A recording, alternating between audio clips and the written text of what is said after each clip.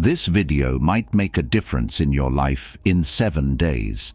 We're going to talk about how the ideas of Stoicism can change you in ways that will surprise you. This video is for people who have ever felt stuck in their feelings, overwhelmed by the chaos of the world, or like they had no control over what was going on around them. Imagine for a moment that you could become more calm, strong and focused in just 1 week. You would be able to handle any task with ease and clarity. Does it sound like it's not possible? This video will show you step by step how to do it, so don't think it's impossible. But be careful, because this isn't just another video about old ideas. Your mindset and the way you see life could be completely changed by what you learn here. Wait until the very end, because the last step is the most important one. It could mean the difference between change that lasts and real transformation. Let's start. First lesson. Keep your feelings in check. They thought that real power came from being able to control your feelings, not from avoiding them. As they saw it, strong feelings like anger, fear, and sadness are normal parts of life, but they shouldn't control you. Just think about how different your life would be if you could take a moment to breathe deeply and answer logically to a situation instead of responding on the spot. Power is that pause between the trigger and the reaction. This week, I want you to do just that. Whenever a strong feeling comes up, don't act right away. Look at it and feel it, but don't let it pull you away. In the long run, ask yourself, does this reaction help me? Remember that you choose how to react. To control your feelings, you don't have to push them down. You just have to use them in a healthy way. Making that choice is where real freedom is found. By doing this, you will not only avoid hating decisions you made on the spur of the moment, but you will also have a better mind that lets you plan ahead and make smart choices. Then you'll understand how problems that seemed like they would be impossible to solve can be turned into easy steps towards success. Start now and take charge. Before we go any further, please like and share this video so that it can reach more people. If you don't want to miss any of my future videos, please follow and turn on the bell. Lesson 2. Accept the things you can't change. Trying to control things that are out of our power is one of the main causes of pain. A lot of our pain comes from wanting things to be different from how they are, which is something the Stoics preached and lived by. Things like the weather, other people's opinions, and the unexpected are out of our control, and trying to change them only makes us angry and tired. I want you to practice acceptance this week. It is one of the most important lessons in Stoicism. Giving up or being passive is not the point. The point is to know where your power stops and the inevitable starts. When you feel like you can't handle things, ask yourself, can I control this? Let it go if the answer is no. Letting go not only takes away your stress, but it also frees up your mind to think about what you can change, like your thoughts, choices, and actions. Accepting things you can't change is not a sign of weakness, but of intelligence. It means deciding to put your energy where it can do the most good. If you stop fighting what is inevitable, you will feel lighter and clearer in your mind, which will help you face life with more peace and strength. Letting go of things you can't change gives you real power. Lesson 3. Being disciplined is your best friend. The Stoics believed that discipline was the key to living a good life. If we don't train ourselves, our wants and feelings will take over, and we'll make bad choices and live a life without a purpose. Being strong doesn't come from having skills or chances, but from being able to do what needs to be done even when you don't want to.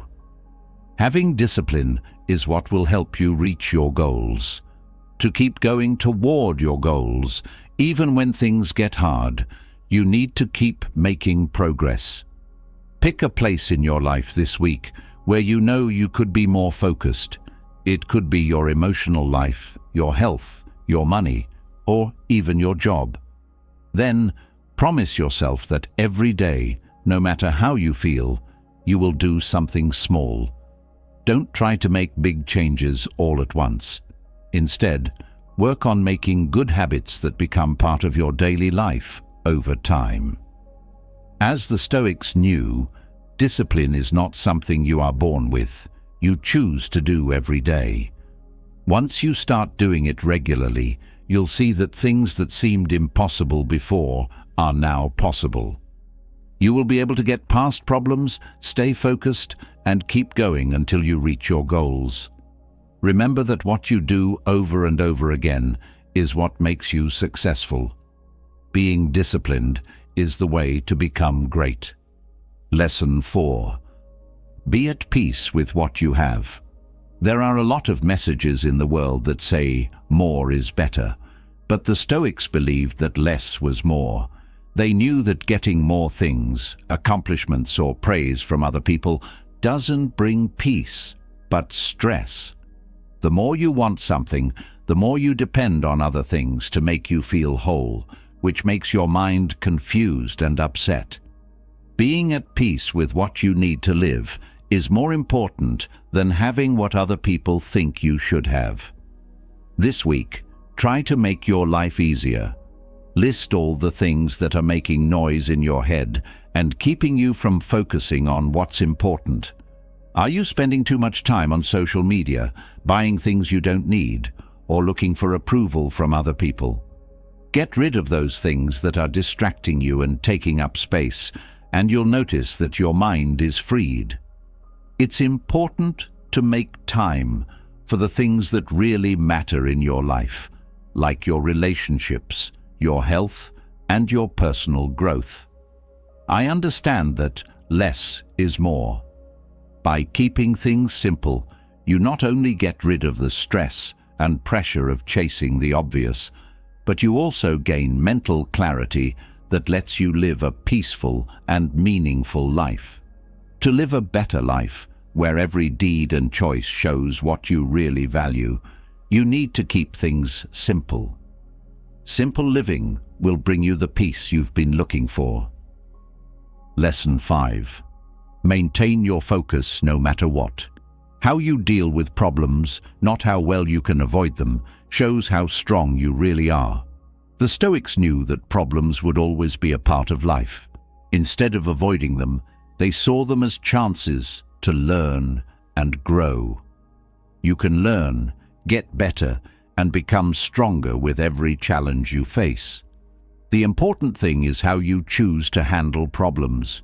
Do you give up, or do you stay strong? When you face a problem this week, no matter how big or small, don't whine or feel beaten. Instead, stop and ask yourself, what can I learn from this? Problems teach you things that will make you stronger if you pay attention to them.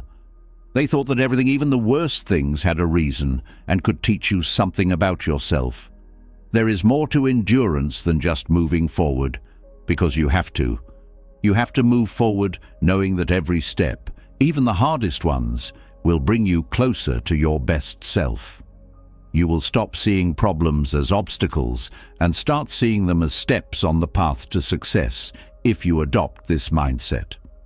Persevering is not an idle action. It is a choice to keep growing even when things get hard. Don't be afraid of failing. Instead, see it as a part of the process. This way, every problem will be seen as a chance to get better. Do not give up. Keep going with courage. Lesson 6. Enjoy the moment. Learning to live in the present is one of the most important Stoic ideas for change. We often think about the past and the future, which are not real.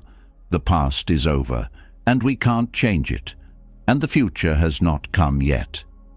This takes away from the only thing we really have, which is the present moment. Stoics believed that we can only be truly happy and at peace when we can fully experience the present moment, without worrying about what will happen or feeling bad about what has happened. Focus on the present this week. Give your full attention to what you're doing at that very moment, whether you are working, eating, talking, or just relaxing. Do not stress over what might happen or what you might have done differently. In the present, you will not only get more done, but you will also enjoy life more. It turns every moment into a chance to learn, have fun, and connect deeply with others and yourself. Putting value on the present means realizing that life is happening right now. You will notice that problems seem less overwhelming and happiness seem more powerful when you adopt this mindset. Being in the present gives you peace of mind that no one can take away. Don't forget that the only thing you really have is this very moment. Lesson 7. Learn to be humble. Stoics say that the ego, the drive that makes you think you know everything, need to prove your worth all the time, or can't make mistakes, is the biggest thing that gets in the way of becoming wise. You can't grow or learn from other people because of your ego, which is a quiet enemy. The Stoics knew that humility, not pride, is what makes you truly great. Knowing your limits, being willing to accept your mistakes, and being willing to keep learning are what will help you get better. You should push yourself to be humble in everything you do these days. In other words, you should know your flaws without feeling bad about them and be ready to say you were wrong. Being humble does not mean being weak. Being humble means being able to let go of your pride and accept that you can always learn something new. Take the time to listen more than you talk, and remember that everyone has something useful to teach you. You can also improve your relationships with others by being humble. This is because being humble makes you more open and understanding. Being wise doesn't mean always being right. It means being able to learn something new from every situation and every person. Being humble gets you closer to the Stoic ideal of a well-balanced person who knows both their skills and weaknesses. Remember, being humble is the best way to be smart. Lesson 8. Do not judge other people by what you are. You can get caught in a dangerous trap when you compare yourself to others. It can take your attention away from what really matters, your own growth. The Stoics knew that the only way to be truly happy is to work on making your own life better, not by comparing your own success to that of others. We live in a world that always wants us to fight, want more, and have what other people have. But comparing yourself to others only makes you unhappy and angry, and it makes you forget who you are and what you have already accomplished. Promise yourself that you won't compare yourself to other people this week. Don't think about what other people have when you want to. Remember that everyone has their own road and problems. You don't know how hard someone worked or what they gave up to get where they are, and what seems like success may not be what you need in your life. Turn your attention away from what other people do and toward yourself. What have you learned? How much have you grown? What could you do better? A Stoic doesn't look for approval or support from other people. The only person they compete with is themselves, who always wants to do better than the day before. You will feel less pressure from other people and more at peace when you stop comparing yourself to others. Your only job is to your own growth. Pay attention to your road, and you'll see how you grow at your own pace without any other things getting in the way. Lesson 9. Use the sound of silence. In a world full of noise and other things to do, silence is a powerful tool that is often overlooked. These days, people value speaking clearly and talking all the time. But the Stoics knew that silence is a strong tool that can help us think more deeply about ourselves and others. Strategic silence means picking times to be still and listen so that other people's words can hit home and become part of our understanding. Promise to listen more and talk less this week. This will not only earn you more respect, but it will also show you that stillness is often where you can find the answers and ideas you crave. When you're alone, you can think about your feelings, process your thoughts, and think about your choices without having to worry about what other people think. As an added bonus, if you listen actively, you will make others feel respected and understood, which will make your relationships stronger. The Stoics knew that people who don't talk as much understand more. This lesson will not only help you learn more, but it will also give you the understanding you need to deal with the problems you face in life. Don't forget how powerful silence can be. Those quiet times are when we can really hear our inner voice and find answers that the noise of the outside world can drown out. Change how you connect with the world by practicing silence. Lesson 10. Thank God for what you have. One very important thing that can make you happy is being thankful. In a world that makes us want more and focus on what we don't have, the Stoics teach us that being thankful for what we do have can completely change how we see things. Being grateful every day isn't just about noticing the big things. It's also about appreciating the little things that we miss, like a meaningful conversation, the feel of the sun on your face, or the taste of your favorite food. Set aside a few minutes every day this week to write down or think about at least 3 things you are thankful for. You will start to train your mind to find the good in every situation and to enjoy what you have instead of feeling bad about what you don't have. This exercise will not only make you feel better, but it will also help you cultivate a more optimistic and adaptable mindset. The Stoics thought that being thankful was a key part of being truly happy. If you do this every day, you will notice that your view of life changes. Problems will seem less difficult, and happy times will be even better. Not only does being thankful for what you have make you feel good, it also brings you into the present, which lets you live more fully and consciously. Accept thanks, and your life will change from the inside out. Lesson 11. Stay calm when things are going crazy. You can't avoid chaos in life. Problems, crises, and the unexpected will always come up. However, the Stoics teach us that we can control how we feel about things that happen to us, even if we can't change the things that happen to us. When things are going badly, staying calm is our best weapon. Finding an inner center that lets you handle storms with clarity and drive is what it means to stay calm. It doesn't mean ignoring reality or being quiet when problems happen. This week, remember to stay calm when things go wrong. Pause and take a deep breath. Feel the stress, but don't let it take over your life. Think about the situation like a Stoic. What can I really control here? What do I need to learn from this battle? Focusing on what's important and moving with a clear head will help you avoid making hasty choices that could make things worse. Lesson 12. Always try to get better. For a Stoic, life is not a place you get to, but a process that you are always changing and getting better. This important idea helps us remember that we can always learn, grow, and change. We often get comfortable with our routines and forget that every day is a chance to become better people. Make it a habit to think about the day and ask yourself, how can I be better tomorrow?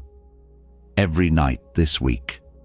This self-evaluation practice not only helps you see where you can improve, but it also inspires you to act on purpose. Do you want to be more patient with your family or friends? Do you want to get better at your job? The important thing is to make goals that are attainable and work on them every day. Every little step forward counts, and over time those little steps will bring about big wins. Let's go deeper. I'm going to tell you a secret that you might already know, but don't want to say. Pay close attention. Time doesn't stop, and you can't get it back. Life goes on, and you can't go back. Do you not believe it's a secret? You knew it already. There's no reason to waste your life. There's no reason to waste your valuable time every day. Are you sure you'll get another chance? No, friend. That's not how life works. Every minute you waste is like a sigh lost in the wind. It can't be found or replaced. That's over now, though. I'll show you how to be stoic so you can stop wasting your life and focus on what's important, you, in this video. Now is the time to focus your time, energy, and actions on things that help you grow and get closer to the life you deserve. Because guess what? This life won't be lived for you by anyone else. You will learn today how to wake up every day without feeling like the day is going by too quickly. Oh, that would be great, wouldn't it? That sense that everything you do is for a reason and makes you better, happy, and more like yourself. Do you think I'm going too far? Let me show you that I'm not. First, I'll tell you a story that will help you see how important it is to not waste time and focus on yourself. It's about Jose, a young man with a dream who is smart and works hard. In his heart, Jose has always dreamed of running his own small business, a cozy coffee shop where people could feel at home. There was no doubt that Jose could make his dream come true. He was good at baking, had original ideas, and was naturally good at getting along with others. Only one thing was wrong. He didn't know how to order himself. He barely had time to get up every day. He would eat breakfast while checking his phone and then rush off to work, a job that had never made him happy. He would think about his project while he was at work. He could picture how he would decorate the space and meet his customers every morning. He could even smell the coffee he would make himself. But when he got home from work, he was so tired that he would lie on the couch and tell himself, "Phew, today I'm too tired. Tomorrow I'll review my business plan." He would then waste time watching TV shows or surfing the internet without a plan, hoping that the next day he would be less tired and be able to work on his dream. But guess what happened tomorrow? He left his hateful job even later than normal and didn't work on his project either. It was an even worse day for him. This time, he told himself, "I'm tired. I'll go to bed early so that tomorrow I'll be more awake and I can work on my dream." The days went by for Jose, who was always feeling frustrated. But on his way home one afternoon, Jose saw an old school friend he hadn't seen in a long time. To Jose's surprise, his friend, who was never a great student or someone who stood out, was exactly where he wanted to be. He had his own business, a cozy spot with lots of happy customers and good vibes. After talking for a while, Jose couldn't help but feel both jealous and angry. He finally had the nerve to ask him, "How did you do it?" "I've always wanted to do something similar, but I never have the time or money to start, and I'm also always very tired." His friend gave him a calm smile and told him, "It wasn't luck or magic, it was time and how I used it." Realizing that no one would give me the right time or money to start, I knew I had to make it happen myself. So, let's set aside 2 hours every day for my dream, no matter how tired I was or how many other things were going on. His friend told him, "Little by little, those hours turned into the business you see today." He looked very excited. Jose's life changed after that light-hearted chat. That same night, he stopped making excuses, sat down with a notebook, and wrote his first plan. It wasn't a plan to open his cafe right away, but a plan to get his time back and start building his future. At first it was hard because old habits were holding him back like chains. But every hour he spent learning about the business, practicing his recipes, or making plans for his idea, he felt something shift. His dream, which had seemed so far away before, was starting to take shape. What was the best part? That when he thought about what really moved him, he felt great, like his days had meaning, and like he valued himself more than ever. Jose was putting himself first for the first time in his life. How many times have you told yourself that you'll do it tomorrow? How many times have you gone away from what you really want because of reasons or other things? You have to fight for the life you want because no one will give it to you. That's why I'm going to show you how to start setting priorities, like Jose did. Are you all set? Let's start. For one, don't try to be perfect. Just move on. Have you ever felt like you shouldn't start something because it's not quite right? You know, like you need to wait for the right time or be an expert before you take the first step. Hey, friend, I have some news for you. Perfection doesn't exist.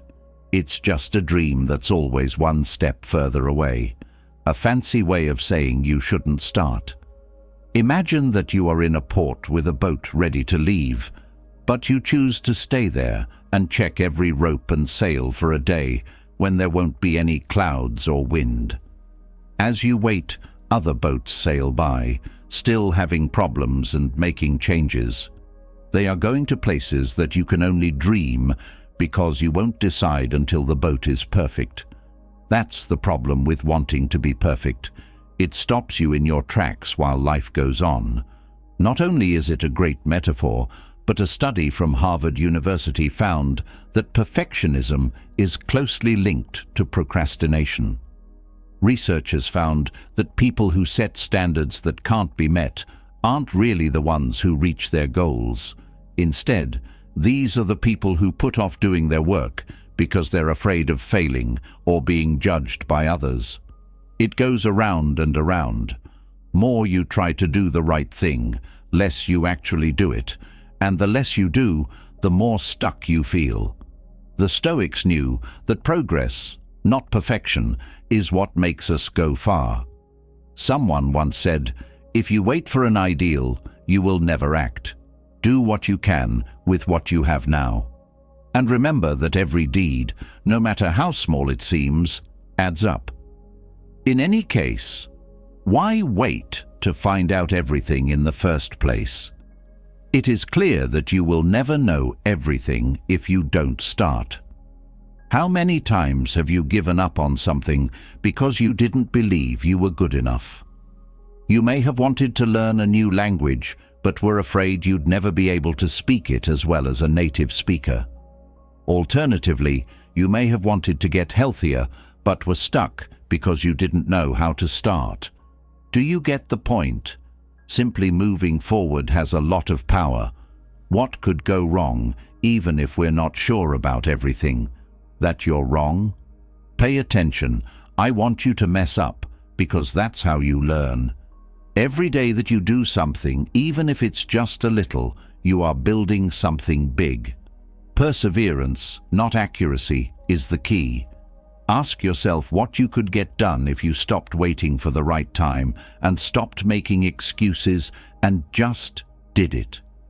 You only need to take the first step, then the next, and so on. You don't need to know everything right now. Remember, friend, bumps in the road are not mistakes. They are part of the journey. And on that journey, it's not important to get there quickly or exactly. It's important to keep going with purpose. Stop feeling like you have to do everything correctly and start today. Every step, no matter how small, brings you closer to the life you deserve. 2. Don't let anything bother you from your goal. When you walk, have you ever tried to keep your eyes on the sides? Try it out and let me know what happens if you haven't already. It's not possible, right? You move your body every time you turn your head. You and your time are both subject to the same thing.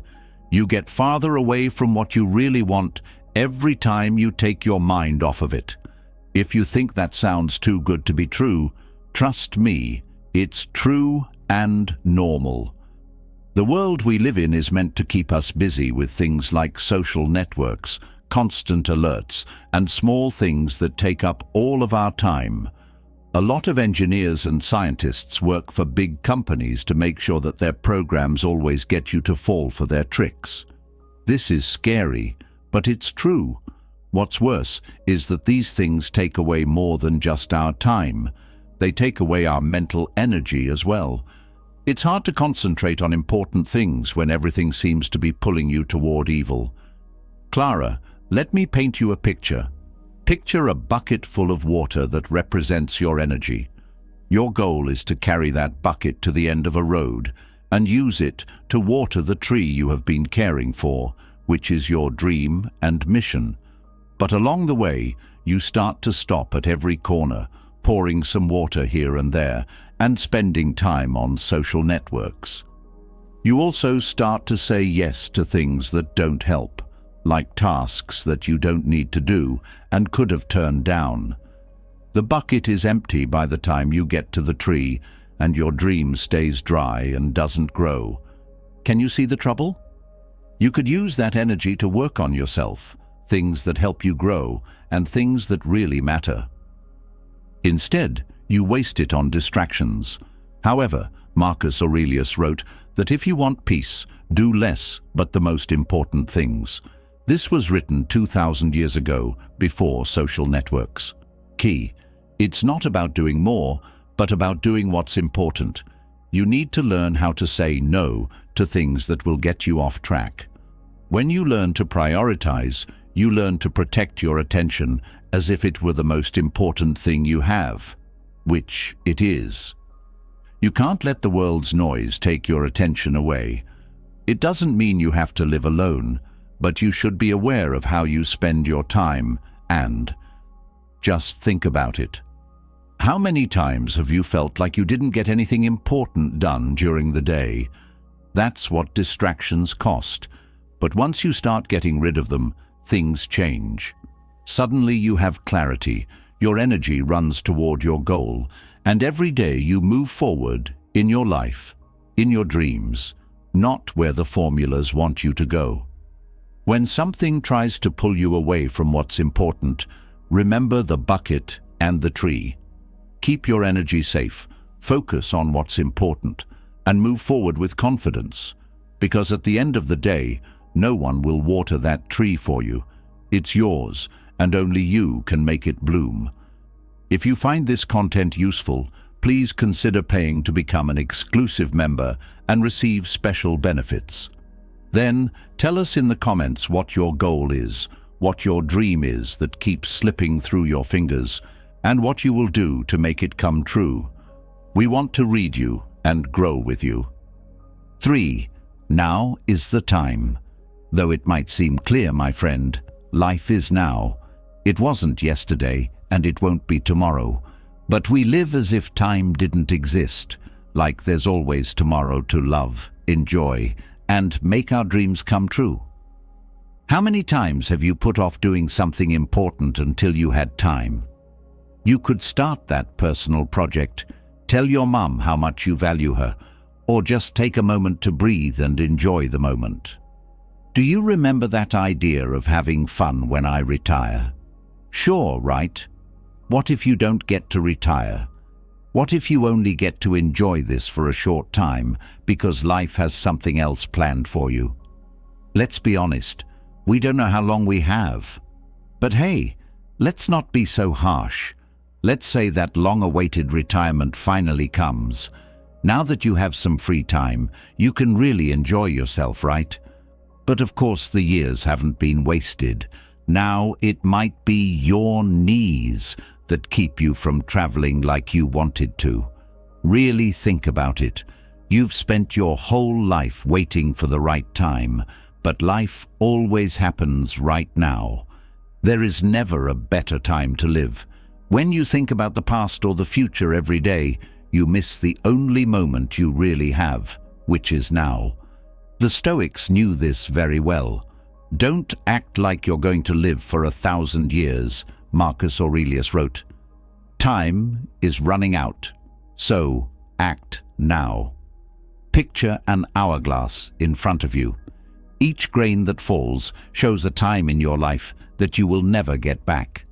Now, ask yourself, are you letting those sand grains fall without even looking?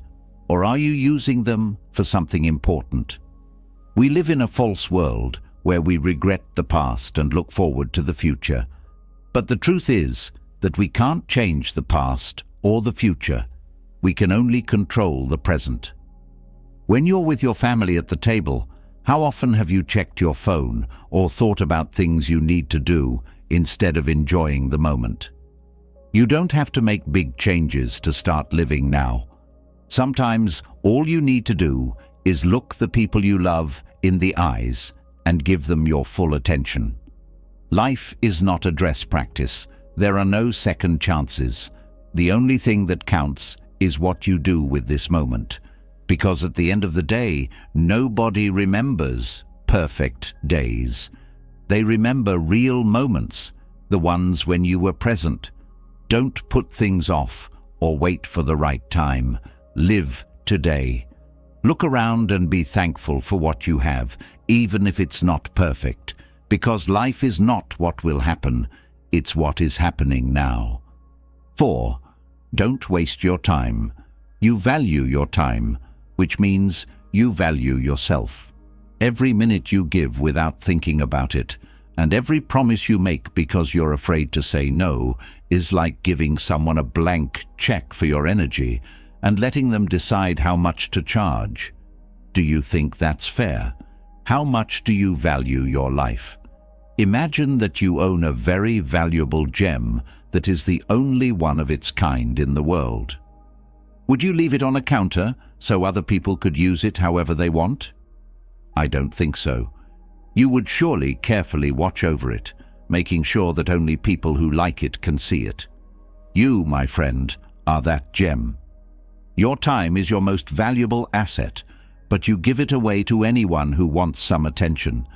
We often don't realize how much this bad habit costs us because we are so busy trying to please everyone and everything that we forget that time is limited.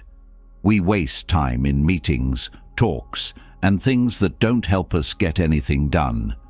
To be clear, though, every hour you waste on things that don't help you grow is an hour you can't spend on your dreams, on what's important to you, on yourself.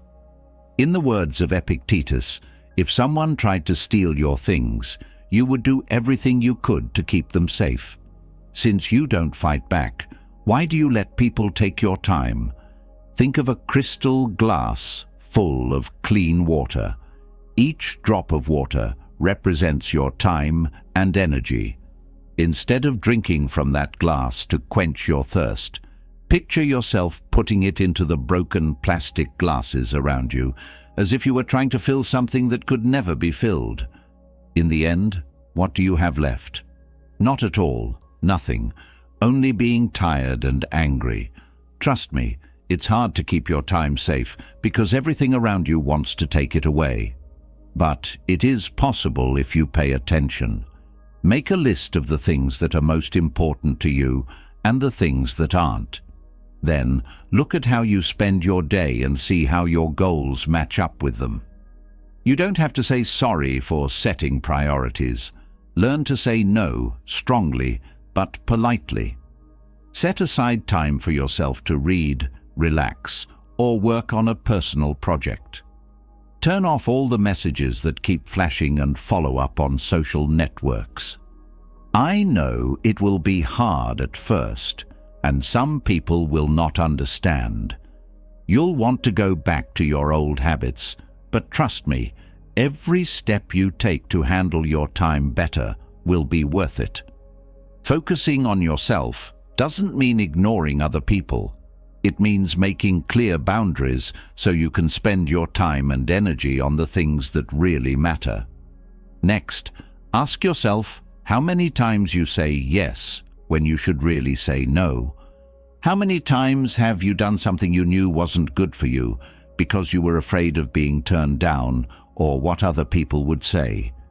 Friends, remember that every choice you make about how to spend your time shows the world how much you respect yourself.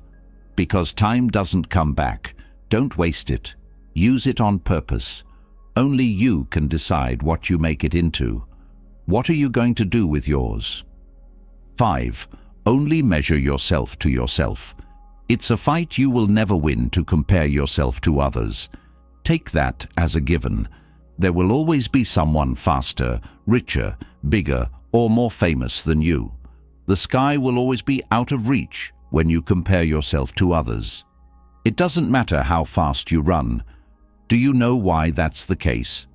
You shouldn't run that race because it's not your road or your life. But this idea isn't new. The Stoics knew it. He said, "Never be envious. Someone else's path is not your path." And he was totally right. Your real enemy is not someone else. It's inside you. The only person you should compare yourself to is yourself yesterday, with your own accomplishments, flaws, and the work you're willing to put in today to become a little better. I know I'm not Epictetus or Seneca, but I also want to share my own experience. A few years ago, I used to constantly compare myself to others. Yes, I was that person who was always looking at other people and thinking of their car or body. I used to spend hours on social networks looking at pictures of other people's trips, shopping, and perfect lives. I thought, look at what they've done. Why am I not there? That obsession drained my energy and made me feel bad about myself. It was like being in a bike race and not riding, but looking at the other riders and thinking why they were going faster. When I stopped doing what I was doing one day, I asked myself, what am I getting out of this? It was easy to answer, nothing. That's when I decided to change. I stopped scrolling endlessly. I promised myself I would focus on myself instead of other people. I made small daily goals for myself, and most importantly, I started to judge my progress by where I was before, not where other people were. What do you know? Somehow, magically, my energy came back, my focus got stronger, and little by little, I got out of that pit of envy and helplessness. I learned that beating other people isn't really about being successful. It's about getting past your own limits. But the story I'm about to tell you isn't just a way to get you to do something. It's based on science and psychology. A study from the University of Toronto found that people are happier and have better self-esteem when they focus on their own goals instead of comparing themselves to others. It's simple. Do not compare yourself to other people. This will allow you to freely follow your own way. Think of your life as a garden. You will forget about your own yard if you spend all your time looking at other people's and thinking why their flowers are bigger or more colorful. But if you pay attention to watering your plants, pulling out weeds, and taking care of the dirt, your garden will bloom eventually. It will be beautiful in its own way. I want to know how much time you've lost by looking at your friend instead of work on yourself. How many times have you felt bad about yourself because you made someone else happy with a ruler that wasn't yours? Stop looking at other people and start looking at yourself today. Take small steps, celebrate your successes, no matter how small, and think about your strengths and what you have learned along the way. Because at the end of the day, the only thing that matters is whether you are a little better today than you were yesterday. Remember, friend, that you are not competing with anyone else. You are only competing with yourself. So work on your yard, ride your bike, and use your own rules to track your progress. 6th, the truth is always inside you. Friends, I want to tell you a story that I think will help you see that the answer is always inside you. A long time ago, there was a young man named Adrian who lived in a mountainous town. He heard an old, wise man say that there was a box full of gold hidden high up in the mountains, but only people who were brave and determined enough would be able to find it. Adrian thought of finding the prize ever since. Every night before bed, he told himself, "If I find it, I will finally have everything I want: happiness, wealth, and a purpose." Finally, Adrian made up his mind and went to find the prize. He got everything he thought he might need ready and started his climb. He met other tourists along the way who told him different things, like, "Turn left, take this shortcut, or don't go that way. It's dangerous." Adrian tried to follow all the directions, but kept getting lost. He chose to stop because he was tired and angry. He sat down on a rock and for the first time in the whole trip, stopped looking outside and listening to what other people were saying. He asked himself, "What do I really want? What makes me want to find this treasure? What do I get from my gut about the right road to take?" Something changed at that moment. Adrian stopped listening to other people and started trusting his own judgment. He went with his gut, and each step he took brought him closer to the top. He let the beauty of nature and the birds' songs lead him. As he climbed, he felt better and better, happier and happier, and closer to his goal. Surprisingly, when he finally got to the top of the mountain, the chest was half buried under a tree. He ran to it with tears in his eyes and said, "I can't believe it." When he opened it, everything fell apart and the box was empty. He was angry at first because someone had already done it before him, damn them. But then, after sitting in soledad for a while, he got it. The real wealth wasn't in the chest. It was in the path he had taken, in the faith he had built in himself, and in the answers he had found by listening to himself.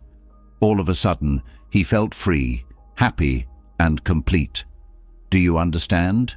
He finally found his prize. My friend, this tale is not just a story. It is a mirror. How many times have you looked outside for something that you only have inside you? How often have you done what other people wanted you to do or taken their advice only to get lost along the way? Look inside yourself. That's where power comes from, and it will never stop flowing if you learn to tap into the right place. These words by Marcus Aurelius say it all. Life is like that peak. The prize you're looking for isn't at the end of the path. It's in getting to know yourself, facing your fears, and making the choice to trust yourself. So the next time you feel like you need an answer, don't run to your neighbor or Google. Instead, stop and listen for the answer. It's already inside you. No one knows your hopes and dreams better than you do. Hey 7, what does success mean to you? For a moment, I want you to think about whether the success you're aiming for is really yours or something that other people have told you you should have. It's easy to get caught up in trying to get what everyone else thinks of as success: money, fame, and attention. So, I want to know if you've ever stopped to think about whether you are following what truly makes you happy. Think of success as a suit. Other people wear beautiful, stylish, and eye-catching outfits with pride, but they're not made for you. It won't matter how it looks on the outside. It will always be too big or too small, making you feel bad. Why? It's not your suit, so it's not your victory. The turtle and the hare is an old story. The hare made fun of the turtle because it was slow, because it was sure of its speed. They chose to run in a race one day. The hare moved quickly at first, but because it thought it was better, it stopped to rest. At the same time, the turtle kept moving forward slowly, step by step. even though the hare was moving faster. It knew it could keep up with the hare, so it didn't try to catch up or speed up its pace. The hare lost the race in the end because it didn't think the tortoise would be as consistent as it was, based on what it thought were its weaknesses, and it was too sure of itself because it was faster. We can learn many things from this old story, but the one that interests us today is this. It doesn't matter how fast or how successful other people seem to be. What matters is that you stay on your own road and move at your own pace. It looked like the hare could run faster than the rabbit, didn't it? But his skills didn't help because he lost sight of the goal, which was the most important thing. The turtle, on the other hand, thought of himself as successful because he kept going and had focus. He made it to the end. As Seneca wrote, the Stoics want us to think about this. A sailor who doesn't know which port he's going to will never get a good wind. What does success mean to you? If you don't know, you'll be lost and aim for goals that don't satisfy you. When you reach those goals, they will only make you want more. Modern psychology has shown that people are better and more satisfied with their lives when they set goals that are in line with their values and interests. People who seek external goals, like fame or social praise on the other hand, often feel empty even when they achieve their goals. Success isn't measured by how well you fit in with other people's ideas of what's right. Success is measured by how well you live your life according to your own ideals. Today, I want you to take a moment to think about what really makes you happy. What brings me life? Don't look for the answer in the cheers, the prizes, or the numbers. Those are just hints. The answer is inside you, as I said before. You just need to be brave enough to accept it and follow it. Post your answer in the comments below. What does success mean to you? Is it an exciting thing that gets you up in the morning, or is it a list of goals that other people have made you follow? Please tell us what you think success means to you. We read you. 8. Save like an ant. Oh, ants, those little bugs that don't seem important but have great traits. Have you ever taken the time to look at them? Have you noticed that even though they're small, they seem like they could move mountains? One of the most important things the ant does is keep its eye on its goal. It doesn't waste time or complain. What do you think you could accomplish if you had the same mindset? If you think about it, ants don't have a perfect plan or a thorough map. They don't need to know every step of the way before they start. Instead, they just work day by day, step by step, believing that hard work will get them where they need to go. The important thing is that they don't try to do everything at once. They don't carry a big piece of food back to their anthill all at once. Instead, they break it up and carry it little by little. In the end, they do what seemed impossible. It makes sense and is obviously true, right? But let's be honest. How often do we really act in such a logical way every day? Not often at all. What else makes them special? Whether they want to collect food or not, or whether the weather is good for working, ants don't waste time in the morning wondering what they're going to do or if what they're doing will be enough. They just do it. They have a clear goal and don't try to avoid what they have to do. They know that little things done every day add up to big effects. I want to know how many times you put off starting something because you thought it was too big or hard. How many dreams have you given up on because you thought you couldn't handle everything at once? Don't feel like you have to do everything today. Just remember to be like an ant and take the first step. Our ant friends are very stoic, even if you think I'm crazy. Epictetus said that what counts is not what happens to you, but how you react to it. Ants know this very well. They don't waste time feeling bad about themselves because they know that every little effort counts. If they run into something, They just go around it, and if they fall, they get back up. Think of an anthill. Ants walk by one at the start of the day, bringing small pieces of food like leaves, seeds, or food that doesn't seem important. They don't think about whether those small steps will really make a difference or if they should wait for a better day. Every time, they just keep moving forward, bringing their load home. In the end, all of those small acts add up to something amazing. Food for the whole group, something they need to stay alive. That's ant power. They don't think about how big a job is. They just focus on the next step. Because they don't give up, what seems small or unimportant at the time turns into something huge over time.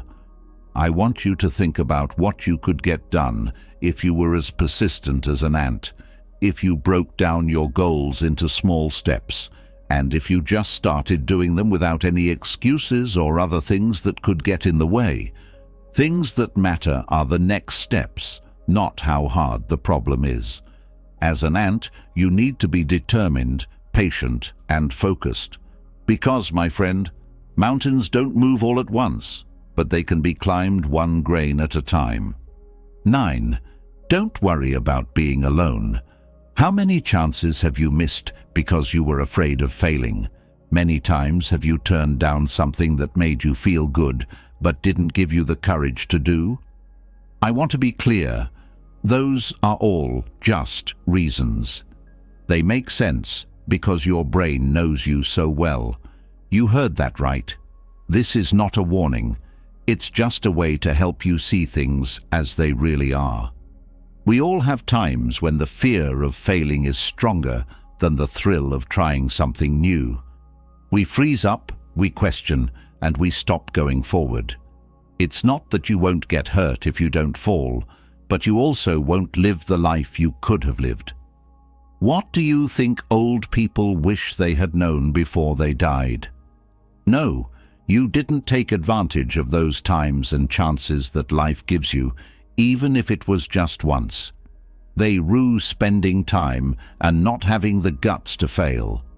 Plus, picture yourself making a bridge to your best self, to the life where you only care about yourself, without spending any time. Every mistake you make is like stepping on a board that shakes. It's uncomfortable, and yes, it's scary, but if you stop going forward because the board isn't stable, you'll never get across the bridge. Don't try to avoid those shaky boards. Instead, learn to confidently step on them and keep going. Marcus Aurelius said that what stops action moves it forward, and what gets in the way becomes the way. You can't stop making progress because of falls. They're what you need to make it. What would you do if you knew that every fall brings you closer to the life you want? What would you do if you knew that falling is not a step backwards, but a part of the growth process? To be stoic, you have to accept that you will fall and use them as chances to get better. I know it sounds great here, but the hits are scary when you're in the middle of a fight. Here are some steps that will help you be brave the next time life throws you a challenge. Whenever you mess up or aren't sure what to do next, stop and ask yourself, what did I learn from this? How can I use it to get better? Every fall teaches you something that helps you take the next step. It's very stoic to say, focus on what you can control, but it works. Focus on what you can do today to move forward instead of dwelling on the past. Also, remember that every time you wake up, you start over, but you're not starting from scratch. You're starting from experience.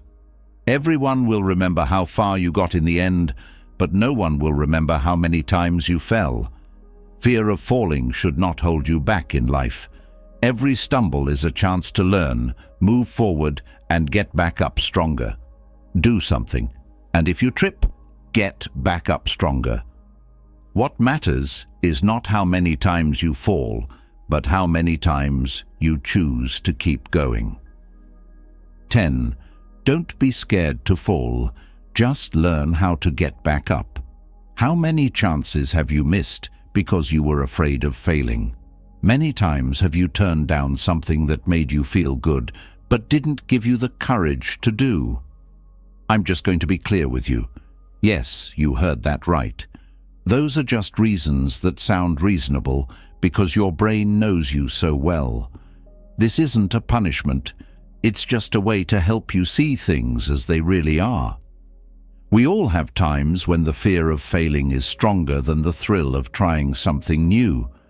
We freeze up, we question, and we stop going forward. It's not that you won't get hurt if you don't fall, but you also won't live the life you could have lived. What do you think old people mourn as they lie dying? They feel bad that they didn't seize those moments, those chances that life gives you, even if it's only once. They regret wasting time by not being brave enough to fail. Imagine you are working hard to build a bridge to your best self, to the life where you only care about yourself. Don't waste any time.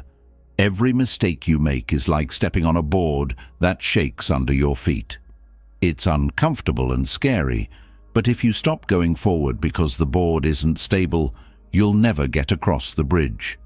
Don't try to avoid those shaky boards. Instead, learn to confidently step on them and keep going. Marcus Aurelius said that what stops action moves it forward, and what gets in the way becomes the way. You can't stop moving forward because of falls. They're what help you do it. What would you do if you knew that every fall brings you closer to the life you want? What would you do if you knew that falling is not a step backwards, but a part of the growth process? To be stoic, you have to accept that you will fall and use them as chances to get better. I know it sounds great here, but the hits are scary when you're in the middle of a fight. Now that you know these steps, you can be brave the next time life challenges you. Every time you make a mistake or aren't sure what to do next, stop and ask yourself, what did I learn from this? How can I use it to get better? Every fall teaches you something that helps you take the next step. It's very stoic to say, focus on what you can control, but it works. Focus on what you can do today to move forward instead of dwelling on the past. Also, remember that every time you wake up, you start over, but you're not starting from scratch. You're starting from experience. Everyone will remember how far you got in the end, but no one will remember how many times you fell.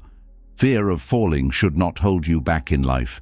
Every stumble is a chance to learn, move forward, and get back up stronger. Do something, and if you trip, get back up stronger.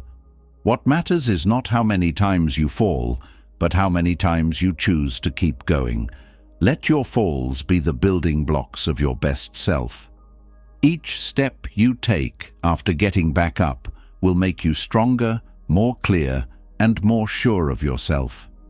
Tell me, what is stopping you from giving it another shot today? Just stay a little longer and tell me in the comments what you think. What comes next will show you the last step to living a meaningful life. 11. Don't compare yourself to others. Okay, friend. Now let's talk about similarities. Do you agree? The number of times we've looked at other people to see what we lack would be very high if there was a counter. Constantly comparing yourself to others is like carrying a backpack full of stones that don't belong to you. The problem isn't admiring others, it's thinking that you can fill in the gaps by trying to be like them. I don't blame you. We are surrounded by storefronts showing the perfect life, the perfect car, and the perfect house. You do understand what I mean, right? It seems like social networks are bad places that want to make you feel bad about yourself. But I'll tell you something. Where you focus is up to you. Imagine that you are floating down a river with your own raft and oars, but you don't use them to row. Instead, you stare at the boat next to you. That boat is bigger, doesn't have oars, and has such big engines that it almost moves itself. What do you tell yourself then? What do I have to show for myself? I don't have a big boat or engines, but here I am, showing how strong I am and how valuable I am as a sailor. Okay, let's be honest. Wouldn't you say that to yourself? This is more likely what they would say. Why don't I have that big boat? Why do I always have to work twice as hard to get half as far? See? It's not just a figure of speech. It's social networks and talking to your partner about the neighbor's car. Enough. Your raft is stuck out at sea while you're lost in your thoughts. Why have your own oar if you're not going to use it? Don't waste time talking about why you should be a good man. Just be one. That was written by Marcus Aurelius many years ago. Things that matter are what you choose to do with your life, your time, and your energy, not what other people do. Because you looked at someone else's accomplishments, do you feel like your own aren't good enough? Someone on social media might look like they have the perfect life, or a friend might have bought a bigger house. But let me tell you something. What you see of other people is only a picture. You can't use someone else's life as a standard to measure your own. Don't compare yourself to other people. That would be like trying to use their guide to find your way. Only you know where you want to go and what you need to do to get there. The right direction is inside you, not outside. But how can we stop comparing ourselves in this world of marketing and filters? Write down all the things you've done well and be proud of them, no matter how small they may seem. Those steps are yours, and no one can take them away from you. Make your own goals too. Figure out what you care about, not what other people tell you you should care about. Also, friend, be thankful. Focus on the things you do have instead of the things you don't have. Being thankful will change the way you see things. The Stoics told us that the best way to be successful is not to beat other people, but to beat the person you were yesterday. It only makes sense to compare them that way. One last question. What could you accomplish if you stopped wasting time looking off in different directions and focused only on the path you were on? What you choose to do from now on is the answer, not what other people do. Friends, I'm going to tell you a secret. Your life doesn't have to be better than other people's. It just has to be real and in line with who you are. So drop that bag full of stones that aren't yours and start rowing hard. Let's go deeper. Don't you ever feel like you're letting life pass you by because you're stuck in habits and thoughts that are holding you back? It's like you wake up every day, but are still asleep inside, detached from what's important. How long has it been since you had a real talk with yourself about what's going on? A long time, right? How much longer are you going to let that be your reality? To be honest with yourself, it's time to change that. Find out the 10 things you should tell yourself every day in this video. These words can completely change how you deal with life. I'm not going to teach you small talk. I'm going to teach you affirmations and lessons from Stoic knowledge. Yes, you heard that right. With some self-talk, our Stoic friends were able to get their lives back on track.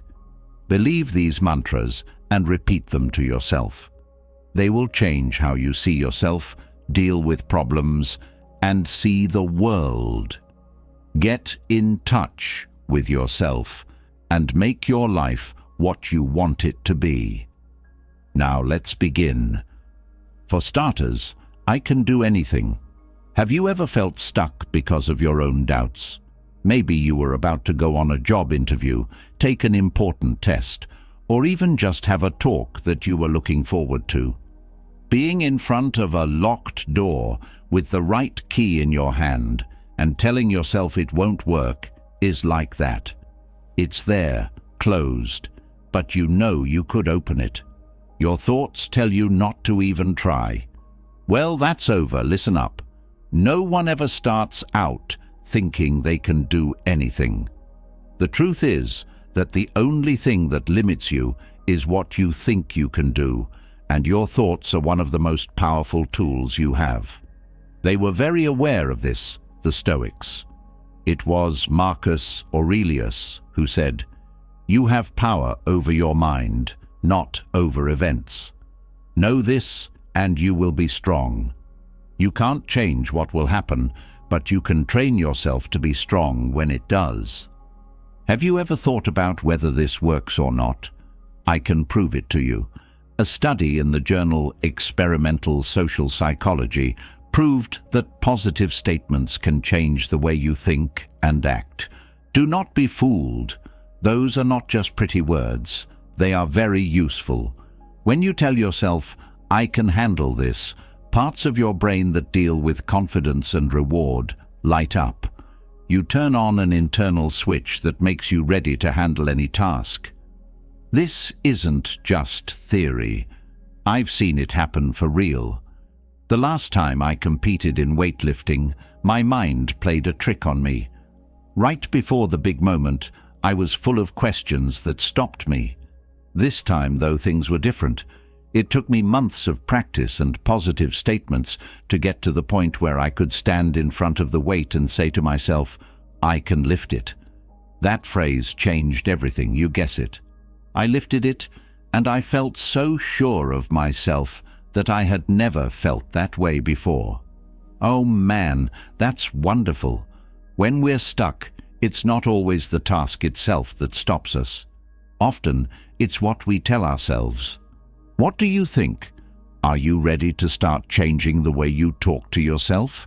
First, look at yourself in the mirror every morning before you start your day. Yes, just like you did when you were a kid and weren't afraid to kiss and laugh at yourself. Children are not taught not to believe in themselves. This is something that adults learn from other people's opinions. But here's the trick. Every morning, take a moment to look at yourself in the mirror and say something that makes you feel good about your ability. It's as easy as telling yourself, "I can get through the day." Do this every day, and you'll notice that that critical voice inside your head starts to quiet down. Another thing you can do is bring a notebook with you and write down clear goals for a few minutes. You might be having a problem at work, like having to show an idea to your boss and co-workers in a meeting, and you don't think you're good enough. Write down things like, "I am capable of expressing my ideas," "I am capable of speaking with clarity and confidence," and "I am capable of creating value with my words." Focus on the problems that bother you the most and do it every day. You will notice that this changes how you deal with those problems. I'm not going to lie to you. The worries will come back. That's just how the mind works. But every time they do, you will have tools to deal with them. You are at war with the thoughts that hold you back when you tell yourself, "I can do anything." Every time you say a statement, you build your power and control back up and give your life meaning. Today, my friend, might be the day you understand what you're really capable of. It all starts with the words, "I am capable of anything." 2. As an example, picture a tower during a storm. It doesn't seem important when everything is calm, but when chaos comes, that light is the only thing that helps you find your way. Showing others how to do things by your deeds, no matter how hard things are, is what it means to lead by example. Values aren't just words. They need to be lived out. The Stoics knew this better than anyone else. Marcus Aurelius, who lived through wars, plagues, and other crises, said, "Don't talk about what a good person should be like. Be one." It's not just theory. It's doing things every day with the goal of living by your ideals, no matter how small or big the task is. Because What we do has an effect on other people that is like a stone in a lake. It may not seem like much at first, but the effect lasts for a long time, and you can't even think. Let's think about Jane Goodall, who was a great leader. Why her? She didn't just talk about how she felt about animals and the world. She lived it every day. She spent a lot of time in the bush, watching, learning, and working hard to show that the chimpanzees' lives and the environments they lived in were important. She didn't wait for other people to start. She did it herself. Also, Goodall always led by doing things and caring about others. Instead of forcing, she taught. Instead of telling, she motivated. There were no speeches or places of power. There was only being consistent with her beliefs. This is the power of setting a good example and showing others that change starts with us. Listen up, friend. Being a leader doesn't always mean doing something big or hard. You can be a leader every day. It's sometimes enough to just take a few small steps to change the way things go. Stay calm when things look like they're going too far if you want to be a good boss.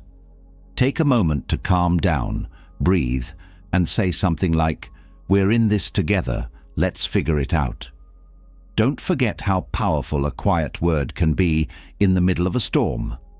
Do what you want other people to do, and don't forget to lead by example. If you want respect, give it. If you want answers, come up with them. It's easy to tell people what to do, but a real leader shows them how to do it. That regularity not only moves people, but it also changes how they respond. When you set a good example, you give yourself and those around you strength and a sense of purpose. Every choice you make and every small action you take can show others the way. And here's the thing, you have that power every day. When you have the next fight, trouble, or chaos, what kind of mark do you want to leave? Don't forget this. Being a leader doesn't mean you have to be perfect. It means you have to be real. What you do is the leading light. Are you ready to start? Because the first step can make everything different. Before you go any further, if you think this content is useful, please think about paying to get special access. Also, let us know in the comments what you tell yourself every morning to start the day with strength and purpose. We want to help you grow. Third, I move forward with a plan.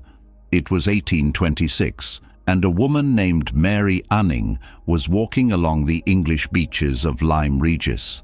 Not an easy life for her. Selling fossils barely made her a living, and people didn't respect women who worked in science. But Mary had a clear goal. She wanted to find out what other people couldn't see. What made her keep going?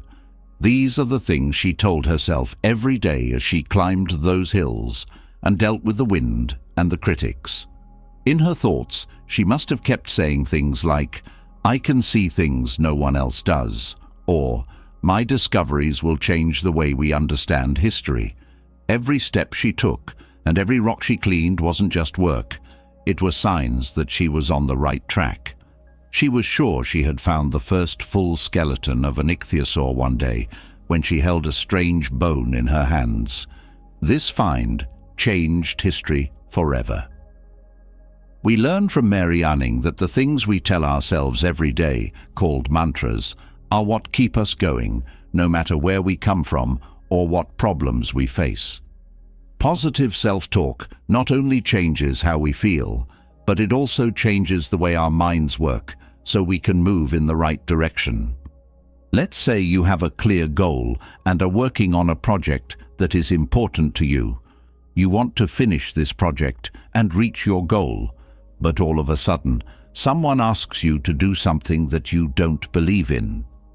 To save time, your boss might tell you to do something illegal, or a co-worker might try to persuade you to follow a plan that goes against what you believe is right.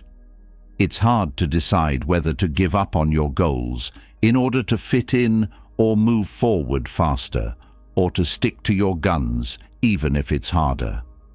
Now, think about what Epictetus would do. Do you really think he would lie?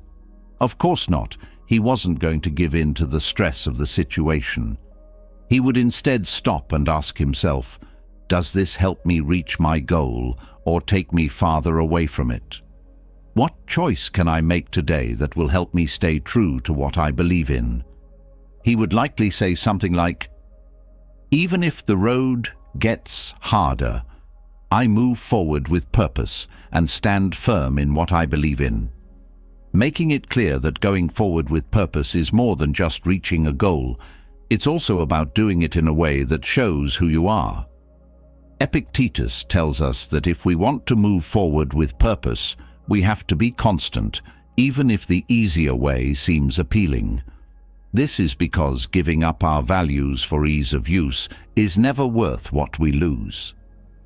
That being said, how do you get the strength to keep going with your goal, no matter what? Writing a statement every morning that helps you stay focused on your goal will help you reach it. Say something like, I am moving purposefully. I will finish the 2 key tasks today, if you are about to start a big job. Write it somewhere you will see it every day, like on a post-it note or in your notebook. This will help you keep your mind on the task at hand, even if something comes up that takes your attention away. Also, when you have to make a tough choice, think about how it will affect your goal. For instance, if you want to start a business and someone suggests working together in a way that doesn't fit with your beliefs, ask yourself, does this move me closer or further away from my goal of making a business that makes a real difference? If it's not lined up, you need to make a clear choice. In a notebook, you can write, today, I move forward with purpose by putting what brings me closer to my goal first, even if it means saying no to what distracts me. This will help you stay strong and focused every day. Remember that moving forward with purpose doesn't mean doing a lot of things. It means making sure that each thing you do makes sense and moves you closer to your goals. It's like making an arrow sharp before you shoot it. Each statement you say helps you reach your goal. 4. Every day I get stronger. Yeah, I know. Everyday worry, making choices, co-workers and family members who want you to live the way they say weighs on me. Anyway, I'm done for now. You get the point, right? It's like they asked you every day to move a stone along a wall that never seems to end. At first, it hurts and seems impossible. You ask yourself, how am I going to get through this? Calm down. You're not the only one who feels that way. We've all been there. You might need to hear this, though. It's not the easy days that make you better. It's every stone, every struggle that makes you give more of yourself. Even though you can't see it right now, every time you work hard, your hands get stronger, your wall gets bigger, and you get tougher. For the Stoics, strength doesn't come from not facing problems, but from how we deal with them. Epictetus said, it's not our situations that shape us, but how we deal with them. If you think about it, every tough choice and every time you doubt yourself is a chance to grow. To be strong, you don't have to never fall, but you should get back up with more drive every time. Do you get stronger even when you're not at the gym? Inside, your power is the same. It's like a muscle that gets stronger every time you face a task or decide to keep going even when things are hard. What can you do to get stronger? Make your own board of goals. Don't worry, it's not hard. All you have to do is cut the space into 3 parts on some cardboard or a computer pattern. Make sure your goals are clear when you write them down in the first part. Say something like, I want to improve my health, Add pictures that inspire you, like someone working out or healthy food. Add your accomplishments, no matter how big or small, in the second. You might have learned to say no to things you don't need or run 5 kilometers for the first time. You are already strong and have come a long way. This will help you remember that. Put lines like, "I get stronger every day," in the final section to help you maintain a strong mindset.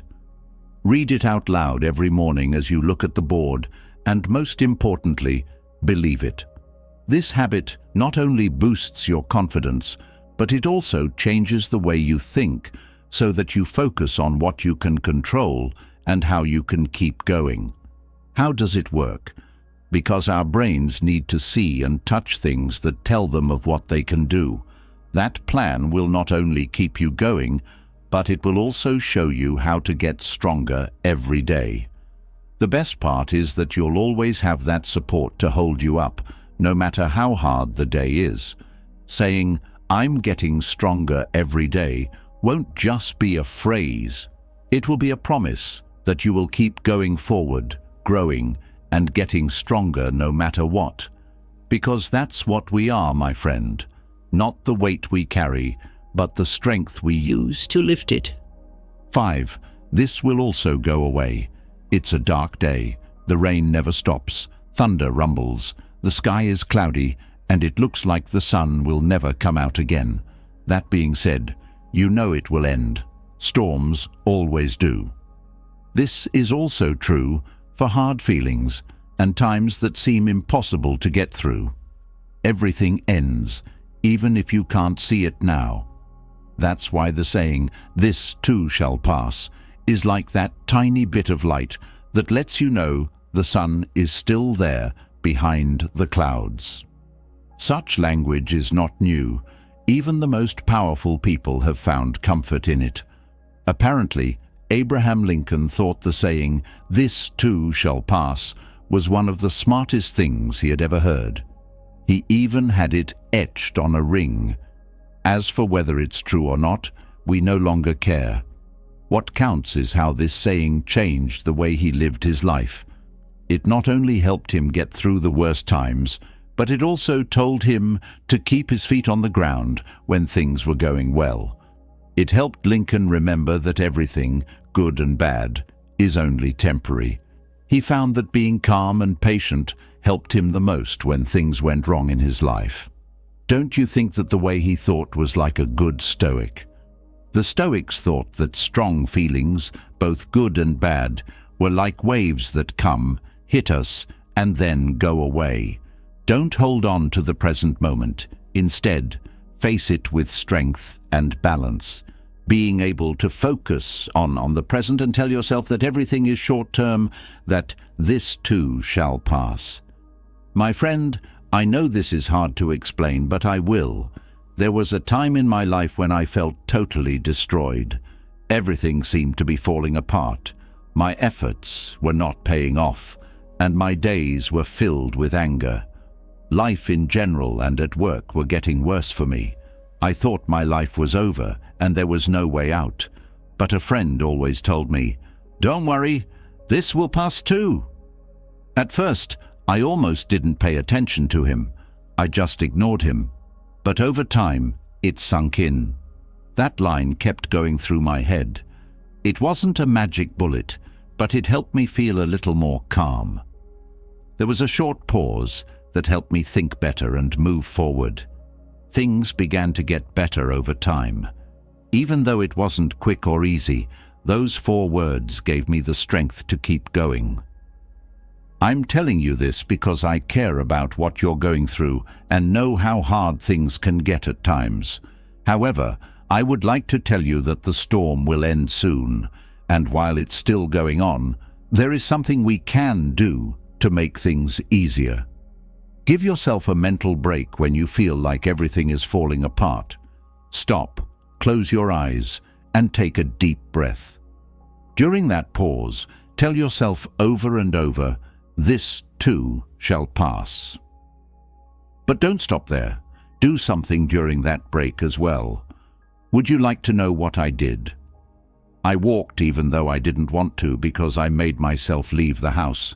I found that walking helped me clear my thoughts, connect with something bigger than my problem, and remember that things are always moving, even when it seems like nothing is. So here's the best advice I can give you. Take a break and do something.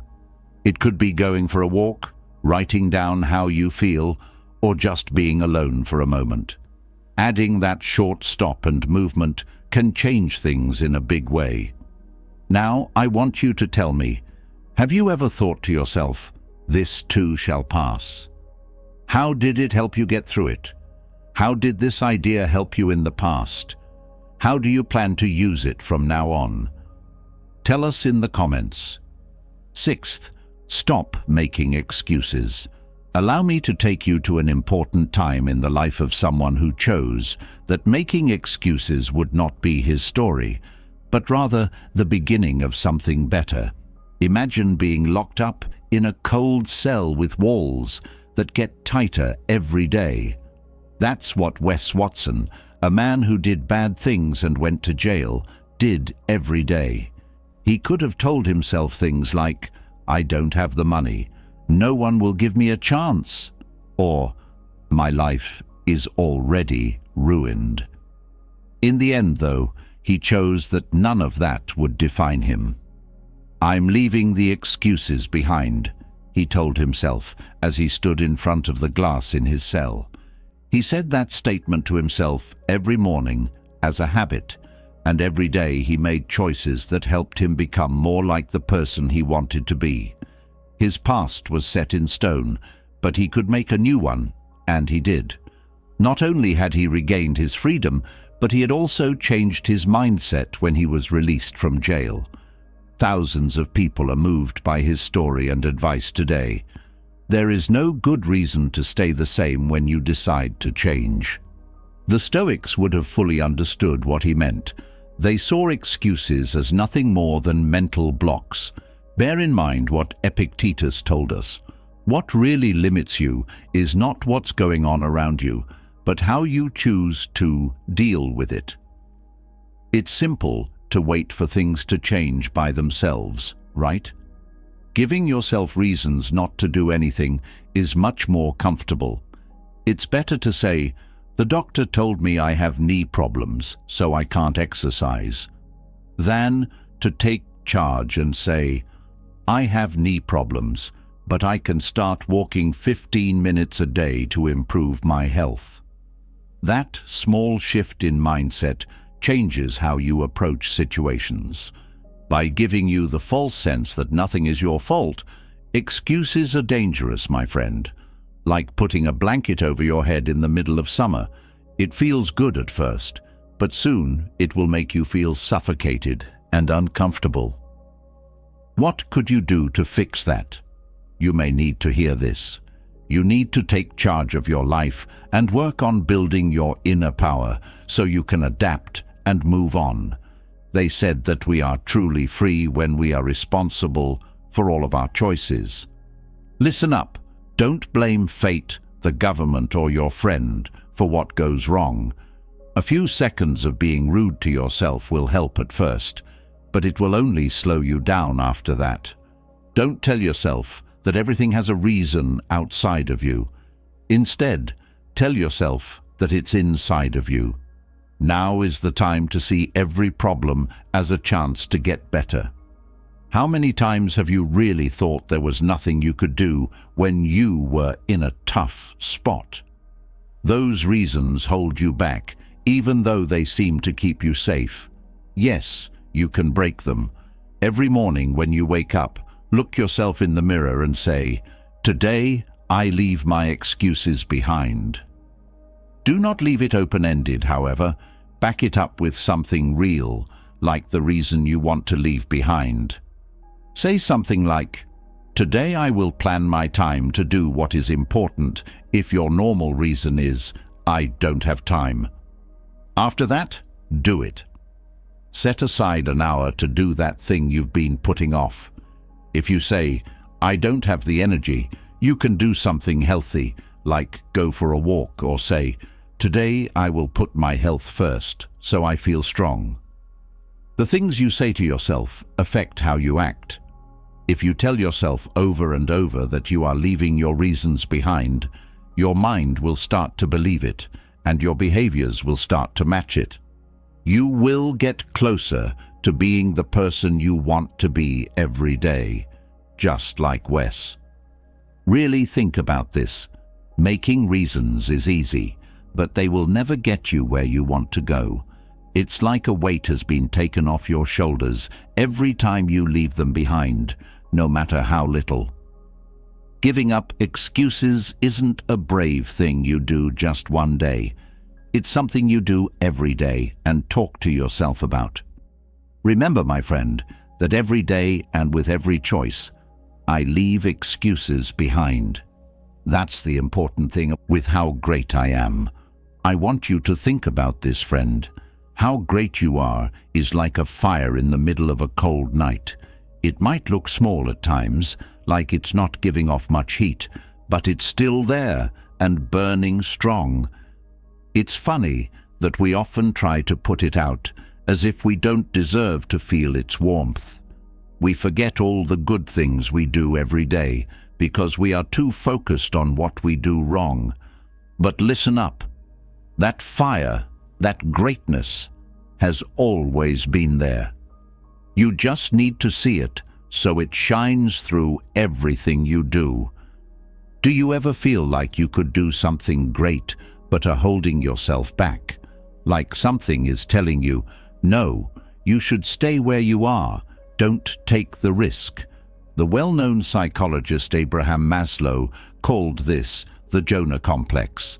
Like you were afraid of being too bright and sticking out. Why do you do it? Because it means being responsible or getting attention, which may make you feel bad. But wait, that fear is just an excuse. Recognizing your greatness is not only possible but important, because even if you sometimes prefer to stay in the dark, the world needs that light that you carry within. You need to stop putting up those walls around yourself and start talking to yourself in a new way that moves you forward. People who lived in the Stoic era knew that anyone who acts with virtue and drive can be great, not just stars or leaders. Seneca said, "Difficulties happen because we don't trust ourselves. Sometimes it's not that we can't do something, but that we don't believe in ourselves enough." And he didn't just think about this, he did it every day. Seneca took time to think about what he had done and wrote in his notebook about what he had done well and how he had dealt with problems. Recognizing his successes helped him feel better about himself and made sure he lived by his values. Now let me put you in a situation. You finished an important project at work today after working on it for weeks and getting it just right. After you send the last email with the results, what do? Take a break. That must make you wonder how that's possible. The world would end if I didn't move on to the next thing. So you think about the next goal or task, or even worse, you start to think about how things could have gone better. I could have done it differently, or it wasn't that important. Do you see how unfair you are to yourself? You put in a lot of time, energy and effort, but you never let yourself enjoy what you've accomplished.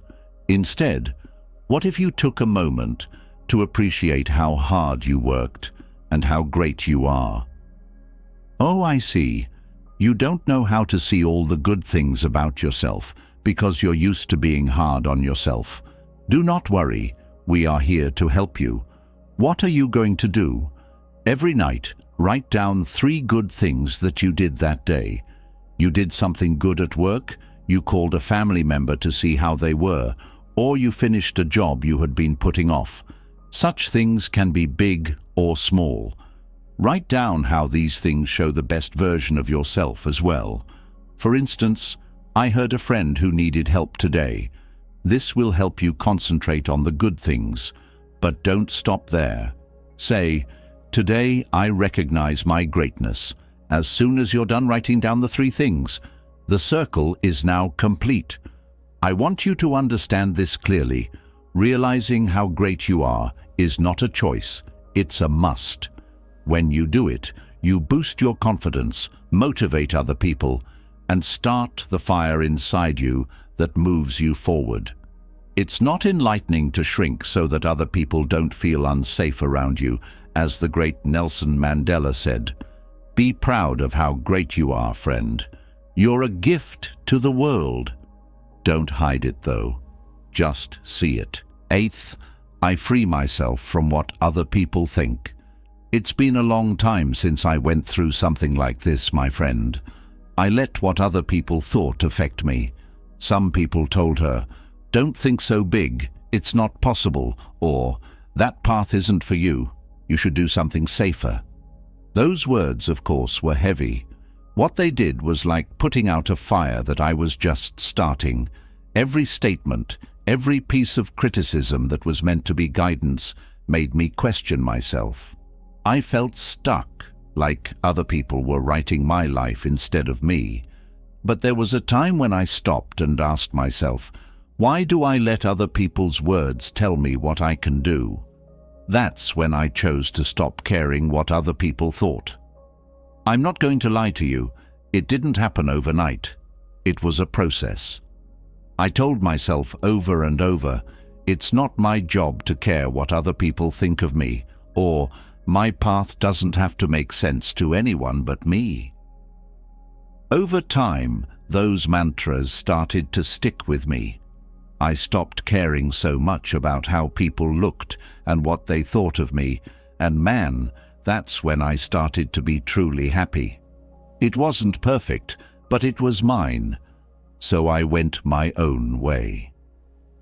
You have power over your mind, not over events, said Marcus Aurelius. Realize this, and you will be strong. The same is true for other people's opinions. You can't change what they say or think, but you can change how important they are to you. To be free from other people's ideas, you don't have to ignore them totally. Just keep in mind that they can't define you unless you let them. Imagine that you are picking out what to wear to dinner with friends. There is a piece of clothing that you love and that shows exactly how you feel and who you are. There are some worries, though, just before you put it on. What if they think it's too much? What are they going to say about this style? Would it be better to do something easier? It seems silly, but it happens all the time, right? How much other people's views matter to us is shown by this. You don't wear what you really wanted to because you want to look normal. You choose something that doesn't stand out and isn't you. Do you know how crippling it can be to try to meet other people's needs? Let's change that plan now. The next time those words come up when you're looking in the mirror, take a deep breath and tell yourself, "Today, I choose to show myself as I am, without fear of what other people will think." Do this every day. Smile and look at yourself in the mirror one last time before you leave. You should care about how it makes you feel, not whether other people like it or not. As an added bonus, take a moment to think about how you felt about being yourself after the dinner. Did I go with what I really wanted, or did I give in to what other people said? Write down your answer and say "good job" to yourself if you know you were honest. Don't blame yourself if you fail. Instead, plan to try again next time. Day by day, these small wins are what set you free from other people's views. Hey friend, remember this. Other people's thoughts are like the wind. They can be soft or strong, but they can't bring you down unless you give them the power. To free yourself from them doesn't mean you don't care about other people. It means that what they think of you is no longer what makes you who you are. That's how you find your way, your true north, and happiness. To be truly free, You must not only do what you please, but also be yourself without worrying about what other people may think. Are you ready to break free? Do it anyway. It will make you feel free. 9. Be in the present. Being stuck in the past is like driving with your eyes only on the rearview mirror. What does the story end with? You miss the most important road, the one that's right in front of you. And the same thing takes place if you only think about the future.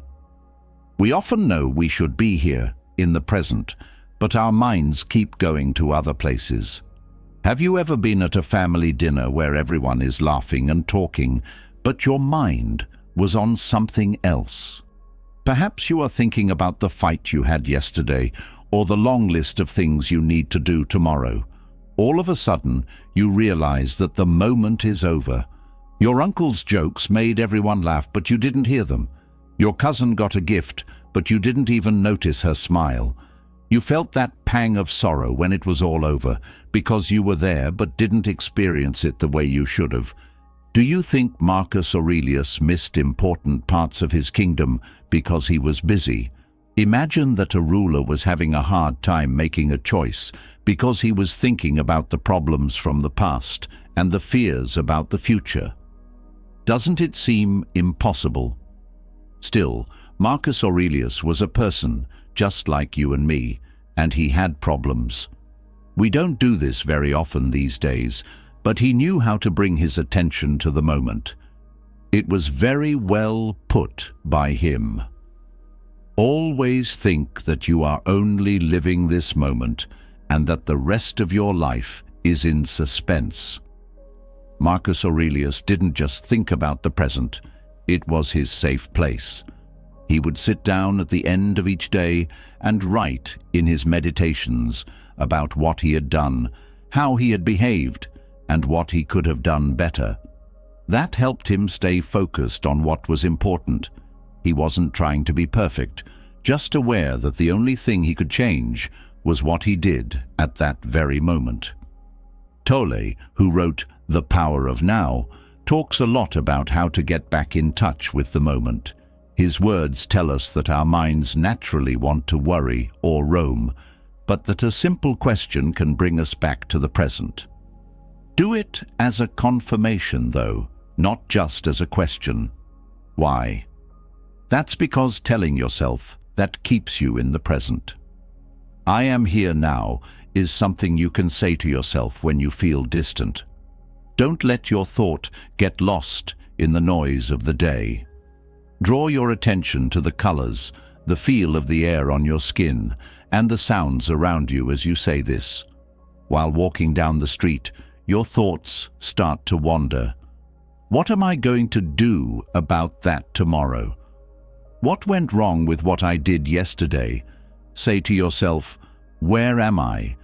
Instead of getting caught up in those feelings. I'm on the street and I'm looking at a bird on a tree branch.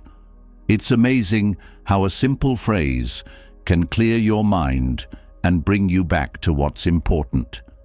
You should do this every day, though, because your brain is like a muscle that needs to be trained.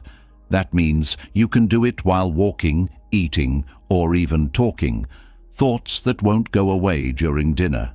Take a moment to look at your plate and say, I'm here, in the living room at home, eating a plate of rice. Also, think about it for a moment at the end of the day and ask yourself, how many moments of today did I really live? It's not about judging yourself. It's about being aware and slowly getting better. You could write down a time you really liked, like, I lived fully today when I stopped to watch the sunset, or I was present today when I talked to my friend. Every day, those little wins teach you to be more present. That's right, friend. Life is not in the past or the future. You can't change the past or the future. There it is, right now, ready for you to live it. It's not a cliché to live in the present. It's an act of love for yourself and the people around you. I am here. I am living this moment, and that is enough is something you should remember. 10. I decide what's real. I'm sure you've been there. The alarm goes off on a Monday morning, and as soon as you open your eyes, you feel like the day is over. You're tired, your work tasks seem endless, and all you can think is, today is going to be terrible. What if you change your mind, though? What if you decide right then and there that you can choose how to spend your day, no matter what happens outside? Because, my friend, that's where the power is that we forget about. You choose your world. Marcus Aurelius said it very clearly. If something outside of you bothers you, the pain is not from the thing itself, but from how you think about it, and you can change how you think about it at any time. People who followed the Stoics thought that what happened to us did not matter, but how we decided to think about it did. A wet day doesn't always mean the same thing to different people. For some, it could be the worst day ever, while for others, it could be a chance to calm down. Reality is not something outside of you, it's how you see it. This is shown very well by Helen Keller. If you were a child and lost your sight and hearing, what would you do that she did? Most of us would feel like we'd failed and be stuck in the dark with no way out. But Helen didn't see it that way. Those limits weren't a sentence to her. They were a task and a chance to get better. In fact, she made it her life's purpose instead of just something she did. Helen said, "Life is either a dangerous adventure or nothing at all." She lived by that idea. She learned to talk to people, which seemed impossible at the time. She wrote books that inspired millions of people and gave talks all over the world, showing that our situations do not define us. Helen knew something very important. She couldn't change what happened to her, but she could choose how to deal with it. She found her true strength in that choice. Put yourself in this situation. You're stuck in traffic, the cars aren't moving, and you start to think bad things like, "This always happens to me. I'm going to be late. What a waste of time." Do you know that those thoughts are making you more angry? What would happen if you chose to change your point of view instead of adding to your stress? Say to yourself, "I have a moment to listen to an uplifting podcast," or "I'm going to calm my mind with this time." Even though the traffic doesn't change, the way you feel about it does. It's also helpful to start making choices about your reality every day. Ask yourself every morning, what can I do today to make a reality that makes me happy? Write it down somewhere you can see it. It will help you be more proactive and remind you that you can choose your focus at any time.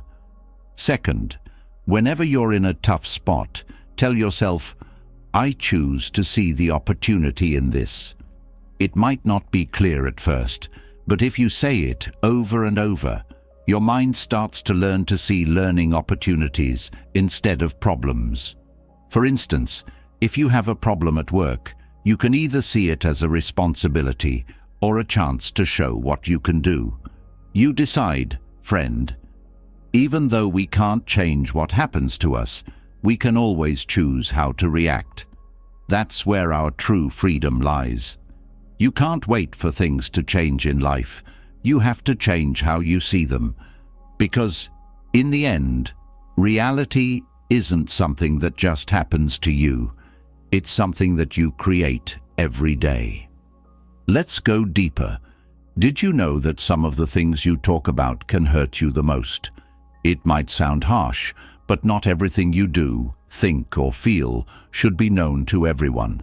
If you believe someone, you might have told them something very personal, but then you feel bad about it because they used or judged that information.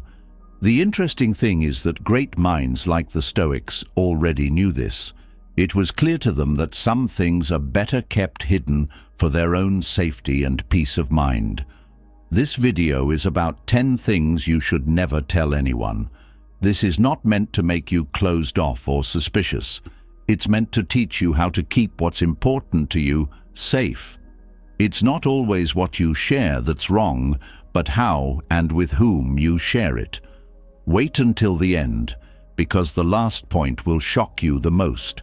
I promise it will change how you deal with other people. Listen to this story first, though, because it will help you understand why this is such a good subject. A wise man lived in a small town long ago. People knew him for staying calm and being able to solve problems without getting angry. A young man came up to him one day, worried and confused. "Master, I don't understand why every time I tell someone something personal, I feel exposed or betrayed," he said. "Why does it seem like everything I say works against me?" With a smile, the wise man told him, "Come with me." He led him to a clear lake and gave him a bucket. "Fill this bucket with water from the lake," he tells him. The wise man told the young man, "Now throw the water from the bucket onto the ground." The young man did what he was told. The young man did what he was told without any doubt. "Can you pick up the water you spilled and put it back in the bucket?" the wise man asked. The young man answered, "No, that's not possible. It's already mixed with the ground." The wise man agreed and said, "The same thing happens when you speak. They are no longer yours once you share them. They become mixed with the thoughts, plans, and choices of those who hear them. Because of this, be very careful about what you share and who you share it with."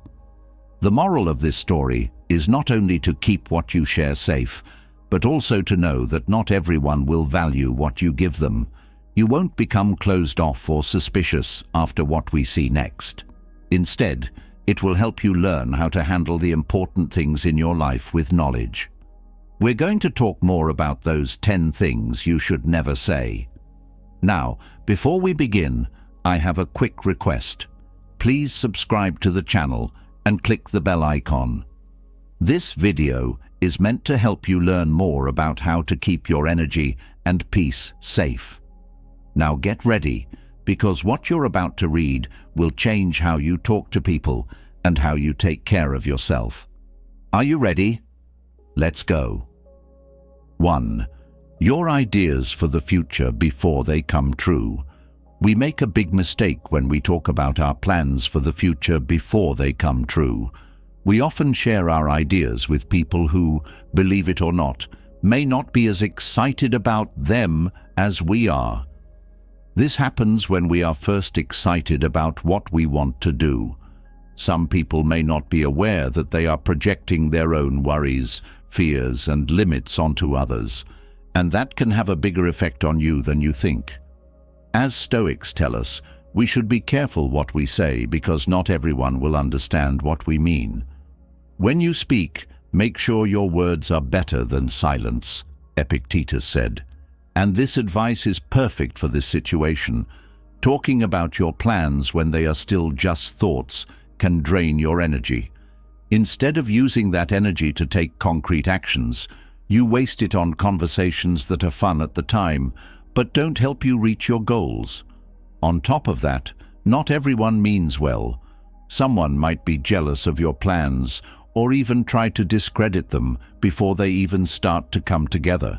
This isn't necessarily because they want to hurt you, but because your goals might make them think of their own limits or goals they didn't reach.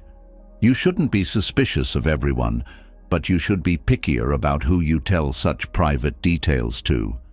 You should work in silence if possible, and you should talk about your progress once it's solidified. Let the outcomes do the talking. Focusing on doing instead of talking helps you not only get things done faster, but also keep your goals safe from outside forces that might try to stop you. Don't forget that the time will come to share your ideas. For now, make sure they can come true. 2. Your darkest fears and worries. There are times when we feel bad about ourselves. It's ordinary human nature. It can be dangerous, though, to share them with just anyone. Not everyone will know how to carefully deal with your fears and questions. Some people may use that information to trick you or make you feel even more defenseless, even if they don't mean to. What's the funniest thing about that? We often talk about our fears to get support, but it makes us feel more open. Stoicism tells us that we have to work on our feelings and thoughts from the inside out. Aristotle said, "Your mind is your safest refuge. Don't let anything outside of yourself control it." This doesn't mean you should hide your fears. Instead, you should learn to deal with them in a way that doesn't depend on other people's approval or comfort to get through them. Sharing a fear doesn't always make things easier. Sometimes it makes things worse.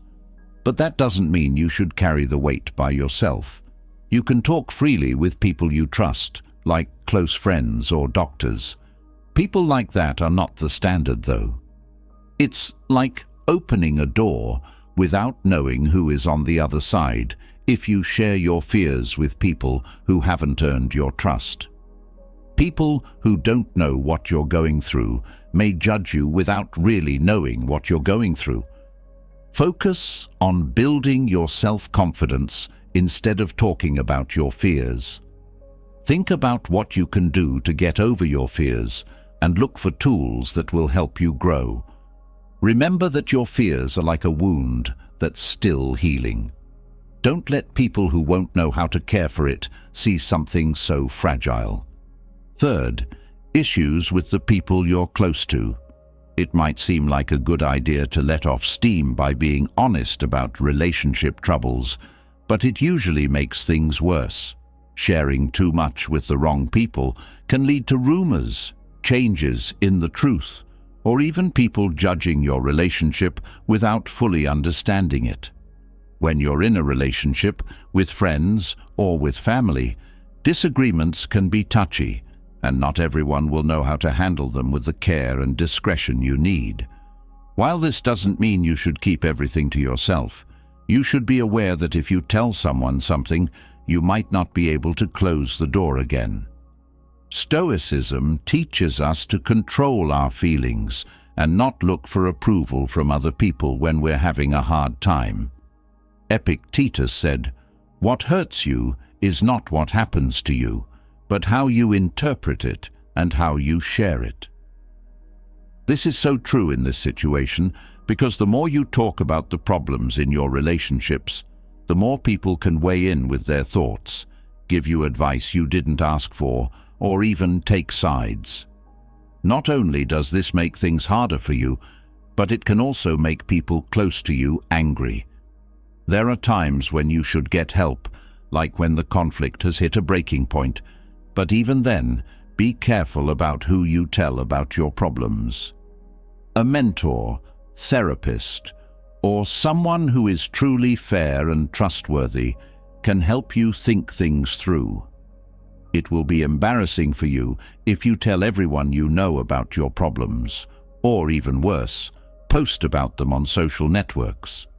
Remember that you don't need anyone else's support to feel good about your feelings or your choices. How well you handle disagreements in a mature way shows how emotionally mature you are. The fourth thing is your good acts and selfless activities.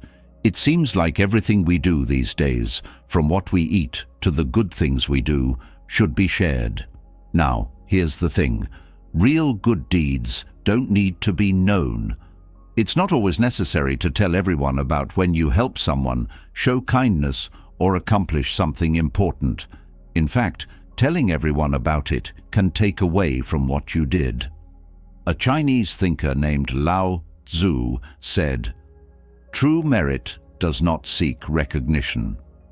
If you talk too much about your accomplishments or good deeds, it might seem like you did them just to get praise, which wasn't your goal. In addition, when you talk about your successes with people who don't know how hard you worked for them, you might get comments that are meant to be supportive but are really mean. If someone tells you, "Oh, how lucky you were," they might not take into account all the work you did to get there.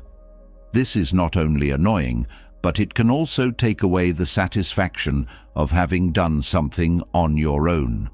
Stoicism tells us to act based on our values, not because someone else will award us. Alexander the Great said, "Do good and don't expect anything in return. The good itself will reward you." It's normal to want to share your accomplishments with people close to you, but only with people you know will truly celebrate with you. Don't share your accomplishments with people who might change what they mean to you. Learn to enjoy your wins alone, and you'll find that you don't need anyone else's support to be happy. Because how you feel about yourself after achieving something is more important than how many people know it. Fifth, the specifics of your money situation. It can be more dangerous than you think to talk about your money. Sharing details about your money with the wrong people can cause problems, whether you are having a good time or a bad one. On the one hand, if you say that you are having a good financial run, you might get jealous looks, mean comments, or even people who are just interested in getting money from you. If you talk about your money problems, on the other hand, you might get sympathy, judgment, or criticism, which won't help you get ahead. Money matters are private, and not everyone knows how to treat them with the care and attention they deserve. One example is that telling people how much money you make, spend, or have saved can lead to comments that make you change your mind. Someone could tell you, "You should spend less," or "Why don't you put money into this?" These comments may come from good intentions, but they can change how you feel about your financial security. Franklin once said, "If you don't protect your financial privacy, you will soon have more advisors than you planned." This doesn't mean you shouldn't get help with your money, but only from pros or people you trust who can really help you. Talking about money with someone who isn't mature or knowledgeable will only make things more difficult and could affect your peace of mind. Your choices, not what other people think or know about them, determine how stable your finances are in the end. In times of anger, sadness, or frustration, your feelings are the most unpredictable.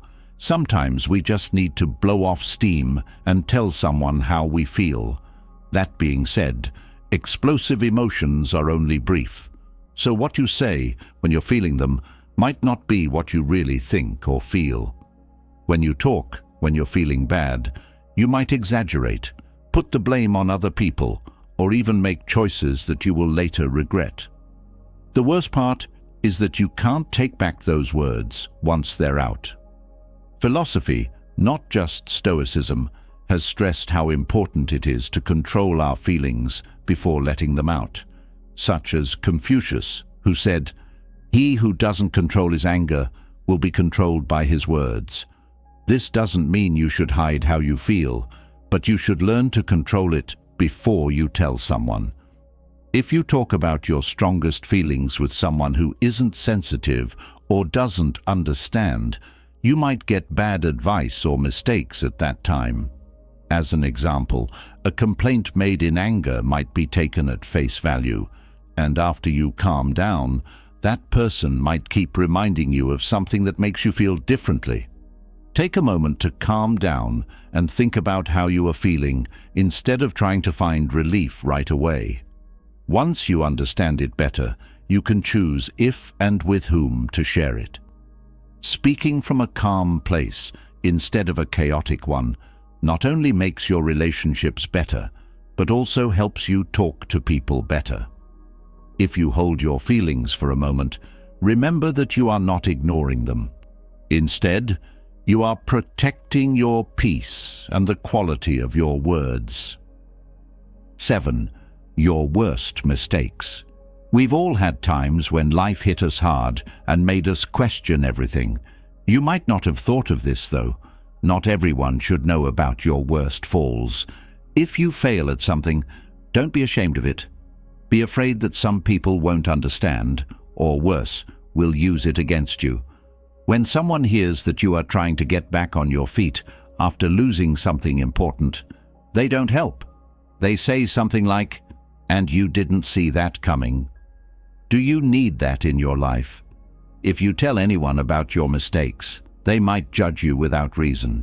For example, someone might think that you can't do anything else because you failed at something else. The thing those people don't get is that your mistakes are part of your story, not your fate. When you tell someone something without realizing it, you give them permission to define you by the hard times instead of the things you did to get through them. That doesn't mean you should keep your problems to yourself, though.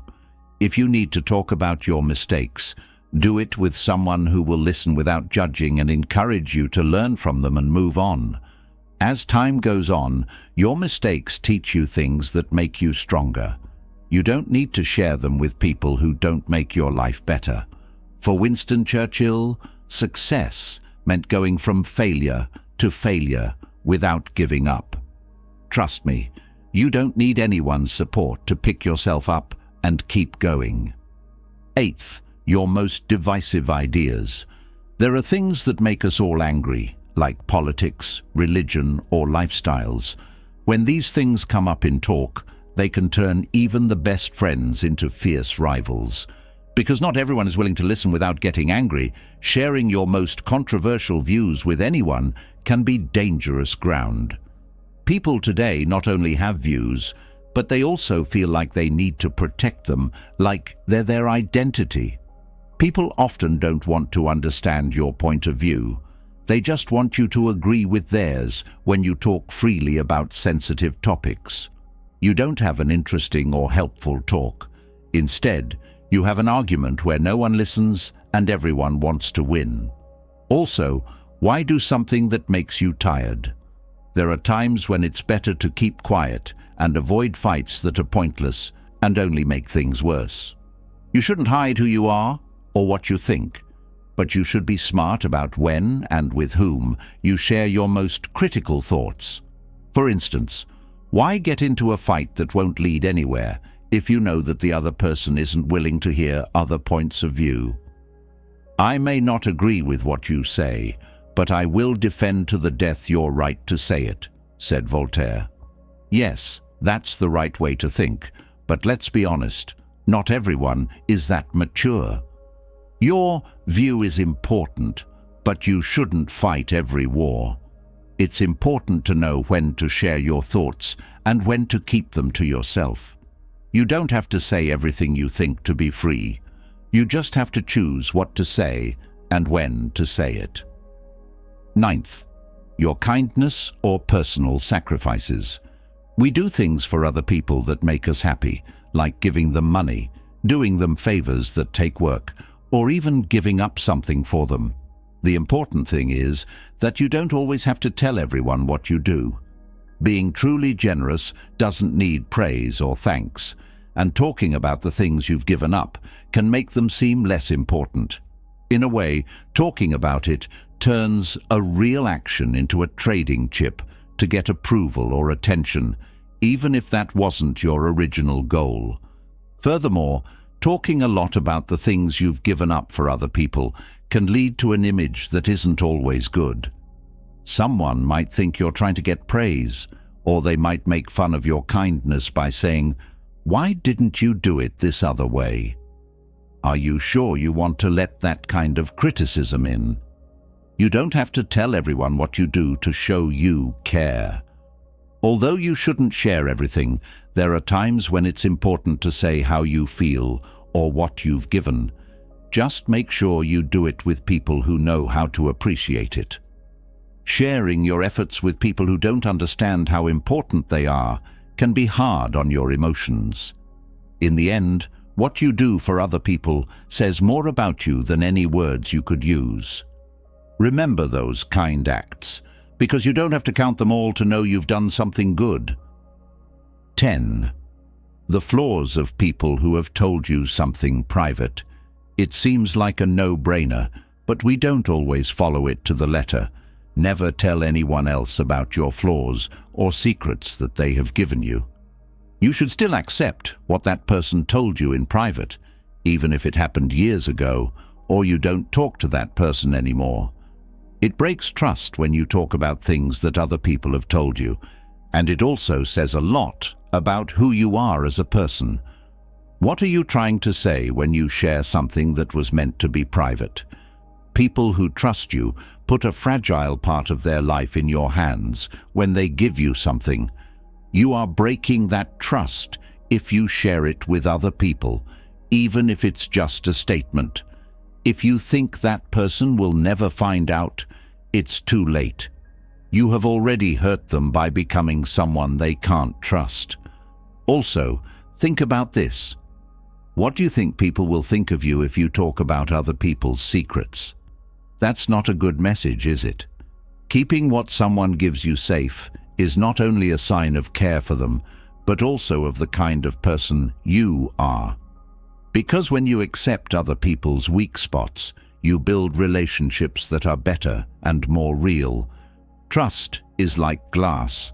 Once it breaks, it can't be fixed. Don't put something so important at risk just to have a quick chat. This is the end of the list of 10 things you should never tell anyone. Now think about it. How many times have you told someone something that made you feel weak or bad later on? You should not blame yourself. Instead, you should learn from your mistakes and be in charge of what you share. It doesn't make you cold or suspicious to guard some parts of yourself. It makes you smart. Being careful about who, when, and what you share shows that you care about your own health and the health of your relationships. But here's something important. It's not about being a secret or not believing anyone. It's about finding a middle ground. Friends and family who truly care about you will value both what you share and what you choose to keep private. Remember that not all lies are bad. Some are just ways to keep your peace, energy, and true self safe. But here's something important. Balance isn't about shutting yourself down or building unbreakable walls around your soul. And it definitely isn't about never revealing who you are. Rather, it's the wisdom of choosing carefully what deserves to be shared and with whom. It might feel counterintuitive to keep certain things close to your heart, especially if you've grown up believing that honesty means laying every part of yourself bare in front of others. The key here is to realize that honesty isn't incompatible with discretion. You can still show your genuine self, your kindness, your vulnerabilities, your hopes, without handing over every piece of your privacy to anyone who happens to be nearby. When we talk about the art of keeping certain parts of our lives private, we're essentially learning how to protect our energy. Every word we speak carries that energy. It's like currency or a valuable resource. Imagine that with each confession, each deeply personal story, or each detail about your finances or relationships, you're giving away a tiny piece of your inner peace. Sometimes this exchange is worthwhile. You open up to a friend who truly understands and supports you, and you both grow closer. But other times, you speak your truth to someone who isn't prepared to respect it. In those moments, your sacred thoughts can be used against you, taken out of context, or tossed aside as trivial gossip. And the cost, which is your sense of security, is simply too high. So you see, it's not about building a lonely fortress around you. It's about building a sanctuary. A sanctuary is a protected space where you can reflect, nurture yourself, and keep your dreams safe until they are strong enough to face the outside world. When you learn to discern who gets to visit that sanctuary and who needs to admire you from the gates, you practice a form of self-love and wisdom that not only spares you pain, but also allows you to cultivate more meaningful relationships. True closeness isn't measured by how many secrets someone knows. It's measured by the depth of mutual respect and understanding you share. Let's consider a real-world example. Suppose you have a fragile idea for a small business, something that is close to your heart because it involves a creative talent or a personal passion. You start telling everyone about it in its early stages. Maybe you're excited, or perhaps you're seeking validation. But the moment you do, you'll find some individuals who say, "Oh, that's going to be so hard. Are you sure you want to risk your stability?" Or, "A lot of people have tried something like that and failed." These sorts of remarks may sprout seeds of doubt in your mind, or they may plant negativity around your budding idea.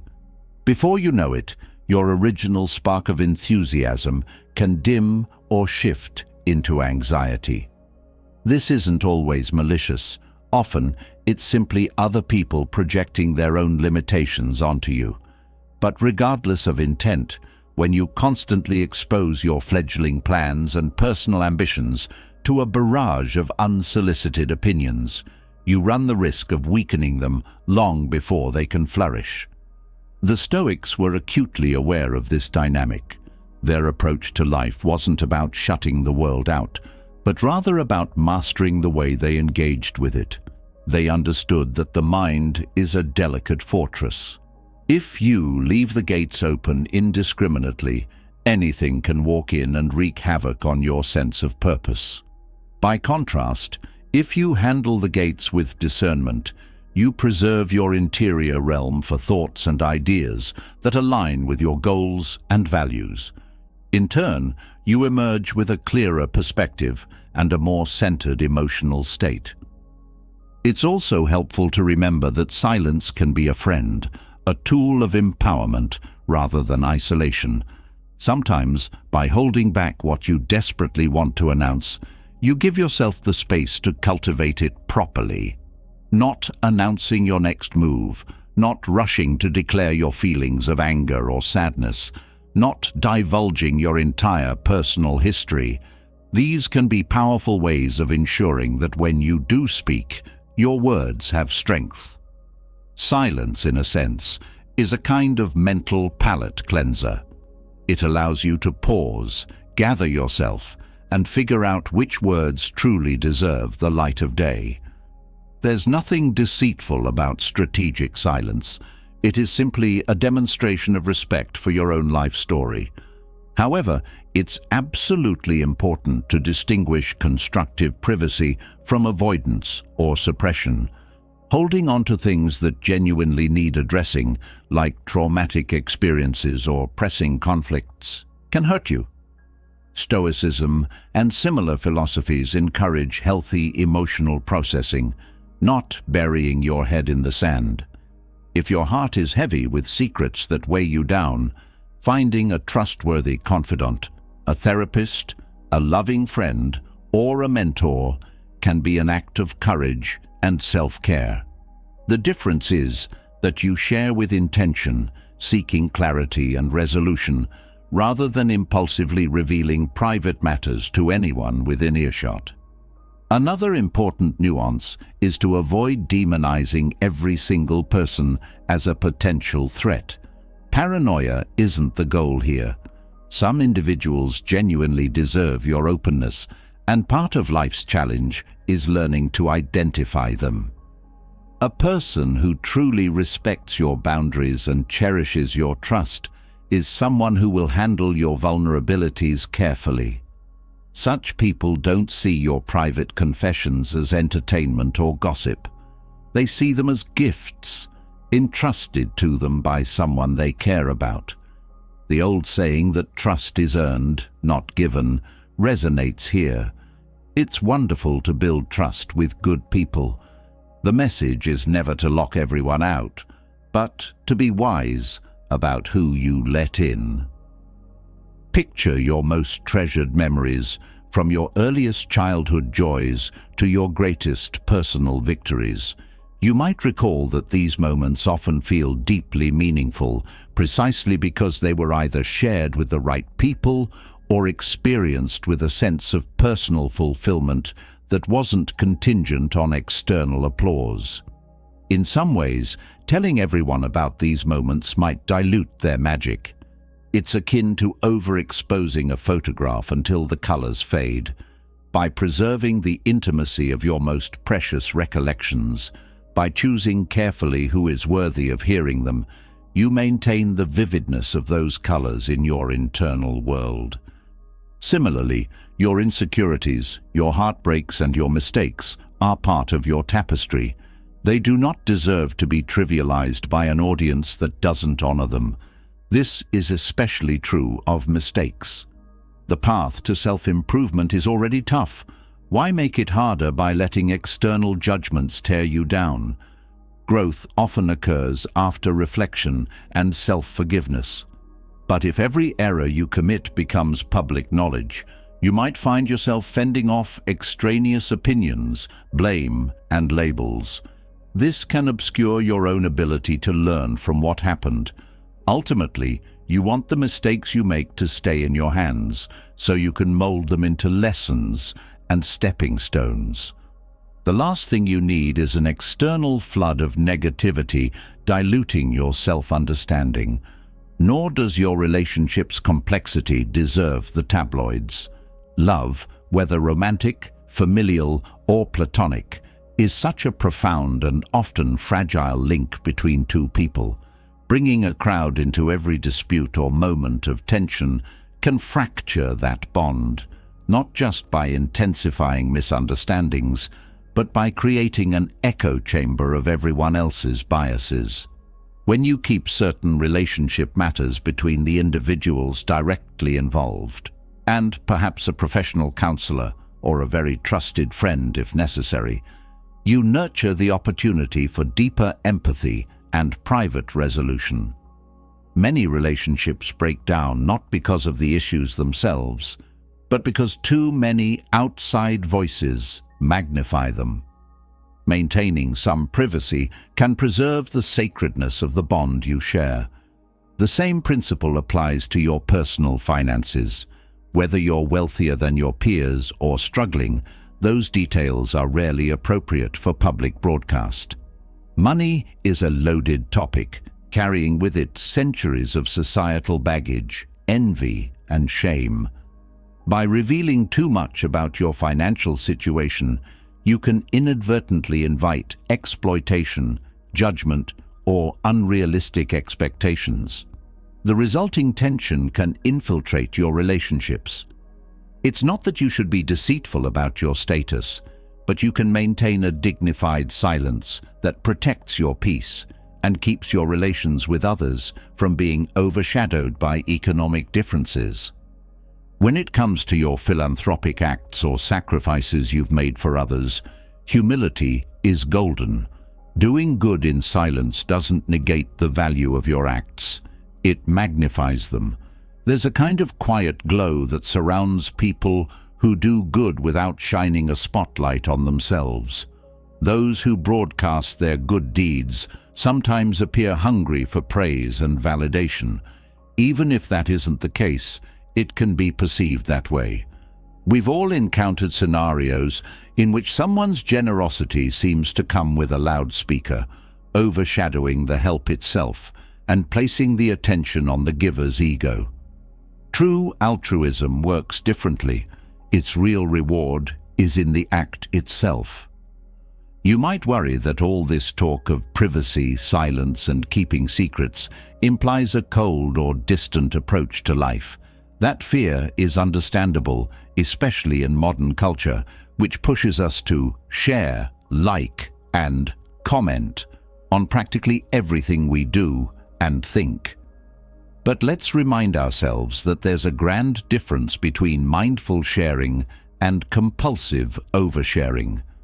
Mindful sharing is revealing what feels right to reveal for the sake of deeper connection, empathy, or progress. Compulsive oversharing is dumping all your personal data onto others, sometimes even strangers, in the hopes of receiving instant emotional gratification.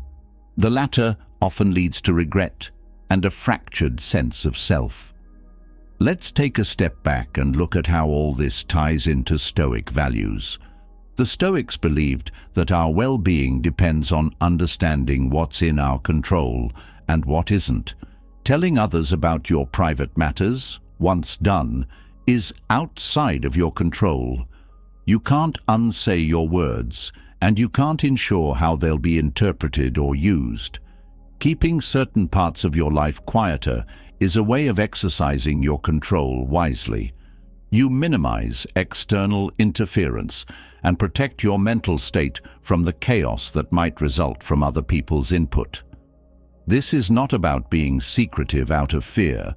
It's about clarity and the recognition that not all ears are equipped to hear your personal truths.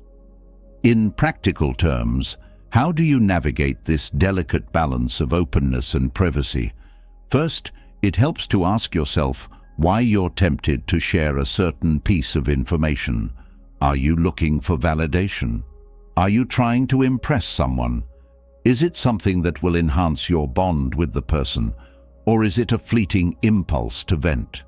If your purpose stems from insecurity or a desire for approval, you might want to hold back. Second, consider the potential consequences. Would the person you're telling be capable of understanding or helping, or are they prone to criticism and gossip? Third, gauge your emotional readiness. If you're still in the throes of strong emotions, it might be better to process them privately or with a trusted advisor first. Mindful self-talk can also be beneficial. Let's say you feel the urge to rant about something you and your partner argued over last night. Pause and speak to yourself. This moment of anger is temporary. If I share it now with someone who might not understand, I could be locked into a narrative I'll regret tomorrow. You might then opt to keep that argument private, at least until you've calmed down and can speak rationally. The same applies if you have an idea or a plan you're nurturing. You might remind yourself, if I share my plan prematurely, I risk letting external doubts get under my skin. Let me water this seed a bit more before letting others see it. Moreover, you might discover that when you practice more thoughtful disclosure, you cultivate relationships on a deeper level. The friendships and connections that remain are the ones that value you for who you are, not for your dramatic stories or your secrets. There's something freeing about being with people who don't require you to perform your life for them. These are the folks who, when you do decide to share something personal, will handle it gently. They won't pry into every corner or judge you harshly. They'll simply be present, respecting your courage to open up. It's a reciprocal bond. They too trust you with their delicate truths, creating an environment of mutual respect. We should also explore the notion that sometimes revealing too much can solidify a narrative about you that you haven't even agreed with. People have a funny way of taking bits and pieces of your story and forming an image that might not reflect who you truly are. That image can turn into your reputation, a simplified version of you that can follow you around. This can be innocently done by co-workers or acquaintances. They latch onto a single anecdote or tidbit of information and generalize it. By the time you realize it, you're that person who always fails at business or the one who confessed a weird fear. This labeling is seldom fair, and it underscores why privacy can protect you from being forced into a role that you don't want to play. It's also worth mentioning the role of social media in this modern dynamic. The urge to post your every thought, meal, experience, or meltdown is huge. We have become so accustomed to the quick hits of dopamine that come with likes and comments that we often overlook the potential fallout. A scathing rant about your job posted in the heat of the moment might cost you professional relationships or even your position if it circulates widely. A vulnerable post about a family dispute might open the door for people's judgments, which can lead to deeper family drama when they read about themselves or their loved ones. The digital footprint lingers. Even if you delete a post, screenshots or cached data can preserve it. So the Stoic warning to be mindful of what leaves our lips applies doubly to what leaves our keyboards. But let's reaffirm, none of this is to say that you should live in silence. Humans thrive on sharing experiences, supporting one another, and forming strong bonds. The crucial distinction is mindful and intentional sharing. Consider the difference between a carefully wrapped gift presented to someone at the right time and place versus hurling random objects at them indiscriminately, hoping something resonates. The first scenario fosters gratitude and connection, while the latter might just cause confusion or hurt. In that sense, your personal truths are gifts you can choose to share when it's meaningful and beneficial to do so. Remember, you are constantly evolving. The person you were 5 years ago isn't the person you are now. The plans you dreamt of last month might transform into something entirely different tomorrow. That's why your need for privacy or readiness to share can also shift. You might feel that you're in a stage of growth where you need more solitude, more time to figure out who you are without a million voices chiming in. Other times you might feel robust, confident, and ready to invite a circle of trusted individuals into your inner world. It's all dynamic, and that's okay. Life is a series of chapters, and some chapters are best written alone before you let anyone read the first draft. When we revisit those 10 things you should never tell anyone, your budding plans, your rawest fears, the intimate details of your relationships, your biggest mistakes, your finances, your explosive emotions, your philanthropic deeds, your divisive beliefs, the sacrifices you make, and the secrets entrusted to you by others, it's not an absolute never under any circumstance. It's more accurately, never share these things recklessly or with people who haven't earned your trust or your vulnerability. In a perfect world, we'd all handle each other with compassion, but we don't live in a perfect world, and part of being an adult is recognizing that and adapting accordingly. This perspective also fosters empathy. The more you respect your own boundaries, the more likely you are to respect the boundaries of others. When someone trusts you enough to share a personal matter, you'll treat that matter with due care and confidentiality because you understand how much it hurts to have your secrets mishandled. This reciprocal empathy can lead to a community of individuals who are both open and respectful, forging deeper connections without the pitfalls of reckless oversharing. Additionally, while Stoic principles form a philosophical backbone here, you don't have to be a formal student of Stoicism to recognize the wisdom of selective sharing. Modern psychology corroborates much of this. Oversharing can often be a symptom of anxiety, low self-esteem, or a desire for approval, and it can backfire by increasing stress or damaging relationships. Many therapists and counselors work tirelessly with clients who regret having said too much to the wrong person or at the wrong time. Sometimes, the biggest leaps in personal growth happen when we learn how to create healthy boundaries around our innermost experiences. And boundaries are not walls, they're lines of self-respect. Thus, boundaries become a critical concept. Having boundaries means knowing how to say no when asked intrusive questions, or how to gracefully change the topic when someone tries to pry into areas you're not ready to discuss. It also means anticipating scenarios where you might be tempted to give too much away. For example, if you suspect that a social gathering might involve gossip or personal queries, you can rehearse in your mind polite and subtle ways to steer the conversation. This doesn't make you dishonest, it makes you prepared. A boundary can be as simple as, "I'd rather not talk about that right now," or "It's personal, but thanks for asking." People who respect you will accept your choice to keep certain details private. Those who don't might push or take offense, revealing where they stand with respect to your well-being. In practicing these ideas, you not only preserve your emotional health, but also elevate your sense of self-worth. There is power in realizing that your life, your stories, challenges, and triumphs belongs first to you. Others get to witness parts of it at your discretion. When you speak, you do so because you've chosen to, not because you've been coerced or because you're seeking fleeting validation. This autonomy is deeply linked to dignity.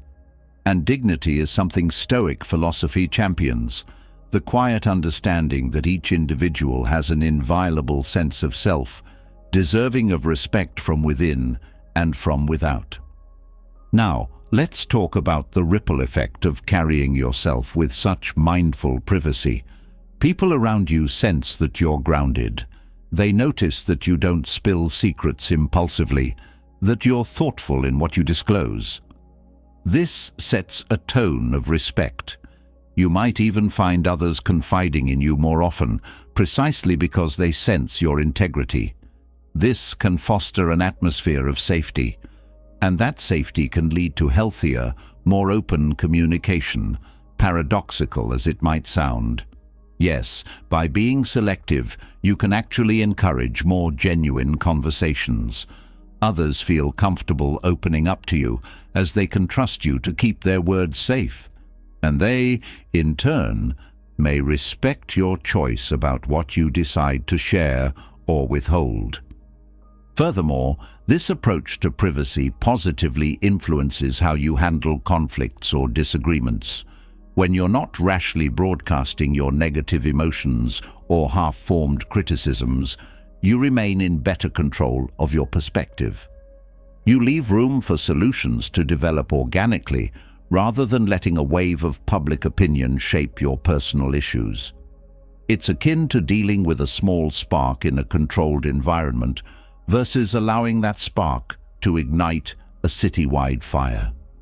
You keep the conflict contained, address it where it matters, and spare yourself and others unnecessary escalations. It's also worth noting that taking ownership of your own narrative is vital. Being discreet about your vulnerabilities doesn't mean you stop acknowledging them or fail to integrate them into your sense of self. On the contrary, you can reflect on them in private or in the company of a chosen few, forging a stronger, more honest identity. When you eventually do talk about them, if you choose to, your story is coherent, gleaned from a place of wisdom rather than reactionary emotion. You're able to articulate how you overcame certain fears or learned from certain failures, instead of simply lamenting them. This shift from victimhood to agency is significant. Instead of, "I messed up and I'm still drowning in it," you can say, "I stumbled, and here's how I picked myself up." A similar evolution can happen with your goals. Instead of letting them be battered by external skepticism in their infancy, you nurture them in your heart's greenhouse. You talk about them carefully with mentors or close allies who genuinely want to see you succeed. By the time you present your plans to the broader world, they're robust, tested, and you're emotionally prepared for criticism or doubt. In the best-case scenario, your quiet building process yields tangible results, and the results speak louder than any early announcement could. People see what you've accomplished, and you didn't waste energy defending or explaining yourself prematurely. This approach can be especially useful for creative types or entrepreneurs, but it applies to almost any area of life where you're forging a path. Consider also how this idea of mindful sharing intersects with the notion of acceptance. You come to accept that you can't control others' perceptions entirely, but you can influence them by controlling what you offer them in the first place. You accept that not everyone needs or deserves the fullest version of your personal narrative. You accept that some people, for reasons of their own, might gossip or judge. Yet you step out of the line of fire by simply not presenting them with the ammunition. This acceptance is freeing. It focuses your energy on living well, rather than explaining or justifying yourself to an endless audience. And let's face it, we all deserve the grace of privacy as we navigate the uncertainties of life, especially in your most vulnerable phases, recovering from heartbreak, dealing with a financial crisis, or re-evaluating your core beliefs. You don't need an audience's commentary. You need space, you need compassion, mostly from yourself, and you need time to heal and grow. In some cultures or family dynamics, there's an assumption that everyone must know everything about everyone else. Yet if you question that assumption, you might find it leads to more drama than support. Breaking away from such cultural or familial norms can be challenging, but it can also be the key to establishing your personal well-being. In practice, some individuals find it beneficial to have a private journal or to consult a professional listener like a therapist when they need to unburden themselves. This is a proactive way to honor your need to communicate while preserving your boundaries. Journaling, for instance, gives you a safe space to articulate thoughts or confusions without judgment, allowing you to process them. It's a placeholder for conversations you might eventually have with others, if and when the time and person are right. Let's also address the potential loneliness of being discreet. Could it isolate you? The short answer is no, not if you balance discretion with genuine connection. Intentionally choosing trustworthy confidence prevents isolation. It's essential to have at least a few people you can truly open up to. Loneliness often arises not from a lack of superficial interactions, but from a lack of deep, meaningful ones. By preserving your energy and privacy for those select relationships, you actually increase your capacity for intimacy and reduce superficial or negative social entanglements. The paradox is that having boundaries can lead you to richer, not poorer, connections. How then do you gracefully handle it when someone asks you a prying question? Let's say a co-worker corners you in the break room and demands details about why you left your last job or how much you really earn. With a polite smile, you can say, "Oh, there's not much to tell," or "I prefer not to get into my finances, but thanks for asking." If they press further, you simply repeat a variation of the same. No need to elaborate or become defensive. That calm repetition shows that you respect yourself enough not to be bullied into sharing what isn't their business. In many cases, the other person will drop it, maybe feeling a bit awkward, but they'll also learn something about you, that you're not a pushover when it comes to personal matters. Equally, in family gatherings where folks might be used to diving into each other's personal affairs, a gentle boundary can shift the dynamic over time. It may feel uncomfortable at first if everyone else is in the habit of oversharing. But if you remain consistent and calm, people gradually adapt. Some may be offended at first, but ultimately it's your right to withhold or reveal. Often, with respect and time, they come to admire your poise, whether they admit it or not. Moreover, establishing privacy extends to how you speak about others too. If a friend has confided in you about their own ambitions or problems, treat that information with the same discreet respect you'd give your own. This fosters an atmosphere of mutual trust. You become known as someone who doesn't gossip or reveal confidences. Word gets around, ironically, that you're someone who can be confided in without fear. This can deepen bonds and might inspire others to emulate your example. leading to an overall healthier circle of friends and loved ones. In our noisy world, the art of preserving certain parts of ourselves is a precious skill. It's like learning how to keep a secret garden in a city full of neon lights and constant chatter. That garden remains a place of rest and introspection. It doesn't mean you can't invite anyone to walk through it, just that you decide who and when. And if you choose to keep the gates locked for a while, that's perfectly okay. The last thing you need is random tourists trampling over your carefully planted seeds.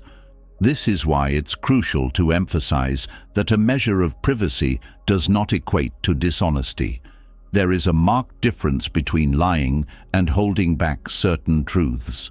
Lying might corrode your sense of integrity, but strategic silence or deliberate disclosure can preserve it. You're not denying reality. You're steering the conversation in a manner that respects your emotional, psychological, and spiritual boundaries.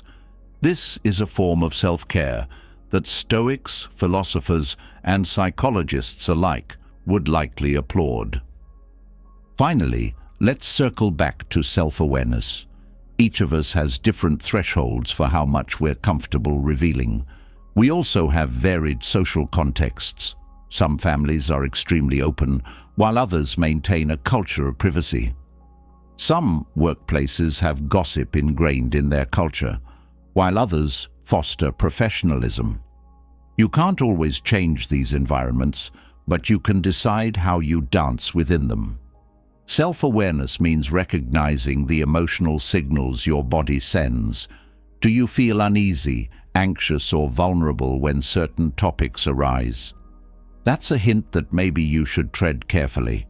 By honoring these signals and not forcing yourself to divulge, you keep your inner harmony intact. Every day we face 1,000 little choices: to speak or not to speak, to confide or to remain silent. We weigh the promise of relief against the risk of exposure, the excitement of sharing against the potential for regret. And each time, if we choose wisely, we strengthen the muscle of self-trust.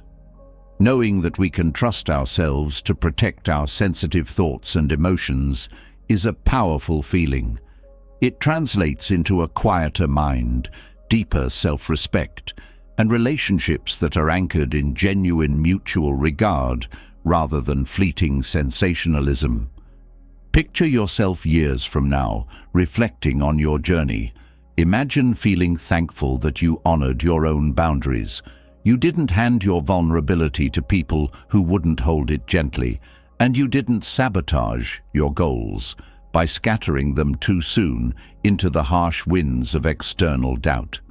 Instead, you nurtured your ideas, allowed your emotions to settle before speaking, and reserved your most intimate truths for those who had truly earned the privilege of hearing them. In doing so, you not only safeguarded your well-being, but also nurtured an environment where authenticity can flourish without the risk of trivialization or exploitation. If you look around, you may see people who seem to live chaotic lives, constantly entangled in drama, always in the middle of something. Often it's because they've left their front doors wide open for chaos to stroll in at any moment. They voice every emotion, broadcast every financial fluctuation, or publicize every conflict in their relationships. And guess what? Their environment responds accordingly, feeding the drama. By contrast, if you close that door and open it selectively, you might find your world growing calmer and more intentional. The background noise subsides, allowing you to focus on what truly matters. It's liberating to realize that you don't owe everyone an explanation. Your experiences, your innermost struggles, and your unique journey belong first to you.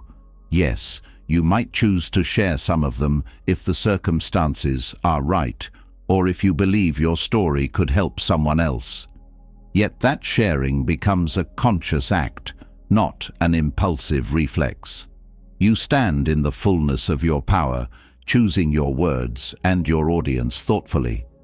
And if someone tries to guilt or shame you into revealing more than you're willing to, you have every right to stand firm and say, "This is my decision, and I have my reasons." As you practice these principles day by day, you'll refine your intuition about when to speak and when to stay silent. The result is a mind that remains centered more often, a heart that doesn't bruise as easily, and a spirit that can pursue its aspirations without being derailed by needless chatter. This cultivates an inner sanctuary that you'll want to tend and protect, a place where your dreams and vulnerabilities can safely grow into strengths. In the end, the conscious choice to keep certain parts of yourself private is a declaration of self-respect.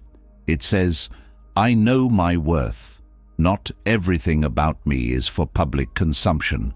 And that is a lovely, empowering stance. Respecting your own boundaries teaches others to respect you too. It's a quiet form of self-love and a testament to your commitment to living a life that's aligned with your deepest values. Of course, you'll still share plenty of experiences, laughter, and lessons with the world. That's part of being human, but you'll do so from a place of sovereignty over your inner life. Life doesn't become bland because you withhold certain aspects of yourself. Instead, it becomes richer, more nuanced, and more purposeful. Each time you decide to share something meaningful with a chosen person, it's like offering a precious stone rather than a handful of pebbles. There is gravitas in that gesture. It cements bonds forged on trust and sincerity. And when such gestures are reciprocated, the two souls involved light up with mutual understanding. From here, consider how you can apply this wisdom to your daily interactions, whether personal or professional. Notice the difference in your stress levels, your sense of security, and your overall peace of mind. Reflect also on how it influences the way people treat you. Most likely they'll grow more respectful, and if they don't, that might be your cue to evaluate their place in your life. Eventually, you might discover that the more you protect your private life, the more freedom you feel in expressing the parts of yourself that you do choose to share. When conflict arises, you'll be less prone to stoking the flames by seeking validation from a dozen different people. Instead, you'll handle matters discreetly, focusing on constructive resolution.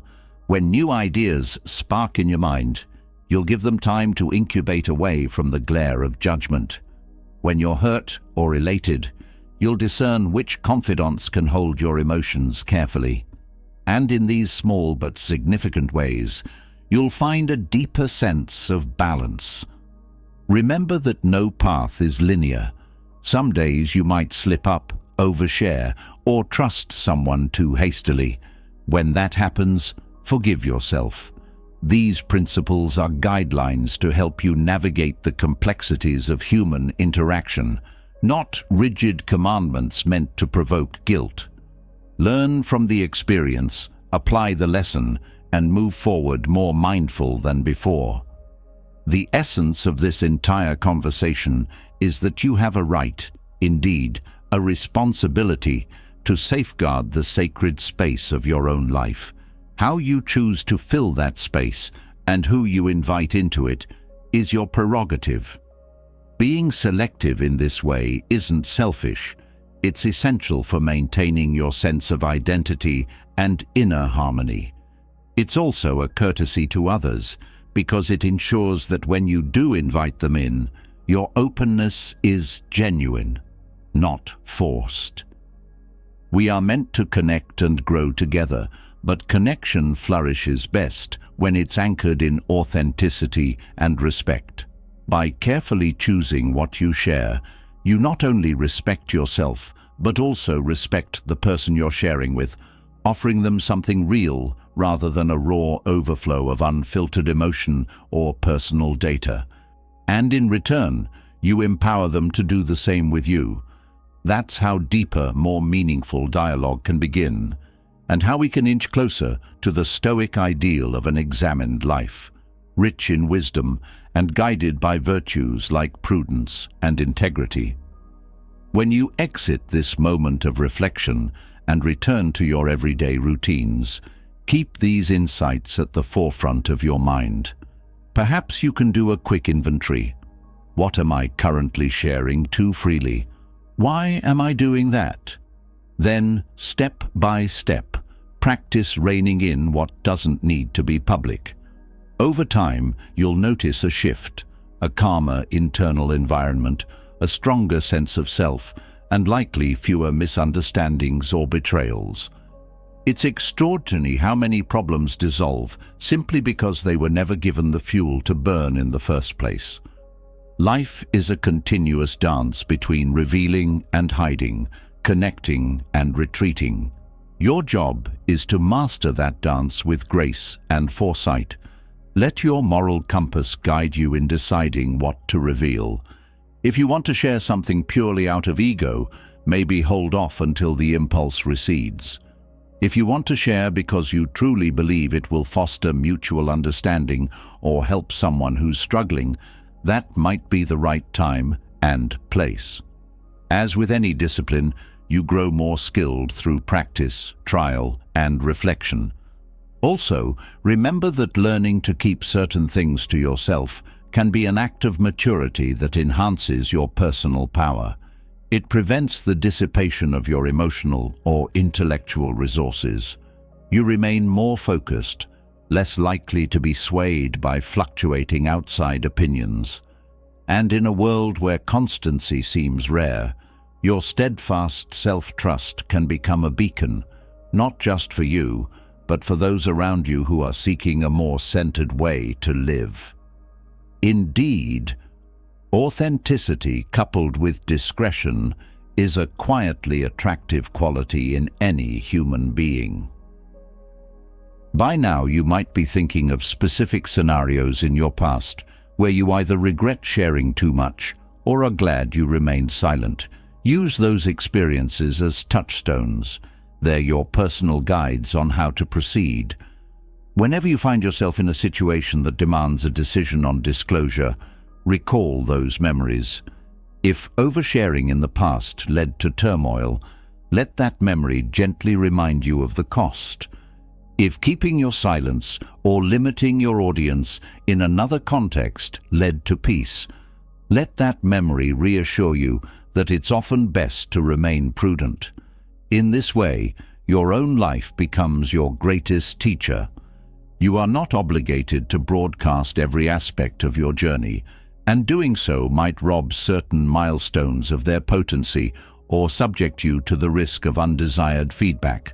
Like a seed planted in the soil, some parts of you need darkness and quiet to germinate before they emerge into the light of day. Give yourself permission to do just that. You'll find that when a project or a part of your personality finally blooms in public view, it will be far more vibrant and unshakable than if it had been exposed to the winds of public scrutiny too soon. This approach also nurtures creativity. Writers, artists, and innovators often speak of the incubation period, a time when they shield their work from external opinion. During that phase, the idea is malleable and can change form without the constraints of outside expectations. Only when it's strong enough do they present it. By analogy, your entire life is a canvas of creativity. It's your masterpiece. By not laying it all out too soon or to the wrong crowd, you safeguard the integrity of the process. This fosters an environment where you're more likely to experiment, fail privately, learn quietly, and pivot as needed, all essential ingredients for success. But creativity doesn't stop at art or invention. It extends to personal reinvention. Suppose you've been living one kind of lifestyle and want to transition to another, maybe a big career shift, or adopting a healthier regimen, or reevaluating a long-held belief. If you announce these transformations prematurely, you might get inundated with opinions, doubts, or even mockery that saps your motivation. If you keep them mostly private until your footing is secure, you give yourself the runway you need to make genuine progress. Then, when you finally share or reveal the new you, you're less likely to backslide under social pressure or negativity. Still, an important point: discretion doesn't mean living a life devoid of accountability. Sometimes, telling the right people about your goals or mistakes provides healthy accountability. Maybe you have a close friend who can check in with you or encourage you. The principle stands, though. That friend needs to be genuinely supportive and trustworthy. The question is always about who you trust enough to let into your private circle, not whether you should have a circle at all. If you're worried that keeping some matters private might make you appear aloof, remember that real connections are built on mutual respect and genuine interest. You can still be warm, kind, and empathetic while maintaining certain boundaries. If someone mistakes your tactful silence for disinterest, that's more about their expectations than your character.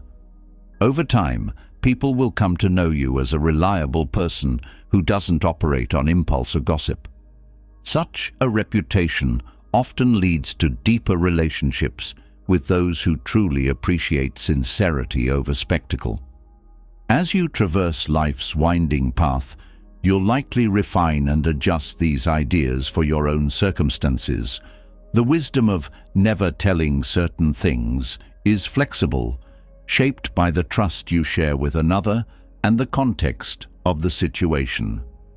The final goal, though, remains steady: to honor the sanctity of your experiences and to recognize that your words, once spoken, aren't entirely yours anymore. They become part of someone else's mental landscape, subject to their interpretations, their judgments, and possibly even their manipulations. Thus, speak with care. In living by these principles, you'll find unexpected freedom. Ironically, discretion can broaden your sense of autonomy and your ability to connect meaningfully. You won't feel beholden to the swirling tides of public perception, because you won't be giving those tides the power to define your private matters. You'll have your own compass, your own sense of direction, and the reassurance that whatever you choose to show the world is shown from a place of intention, not desperation. Eventually, you may also notice that this approach fosters a quieter mind. You won't ruminate as much about how people might be perceiving you, because you know that you've only shared what you're prepared to have in the open. You won't brood over misunderstandings as frequently, because there are fewer opportunities for your words to be twisted or taken out of context. This emotional clarity can be a wellspring of inner peace, and from that peace, deeper self-knowledge emerges. This journey is personal and ongoing, even if at times you slip into old habits or reveal more than you'd intended.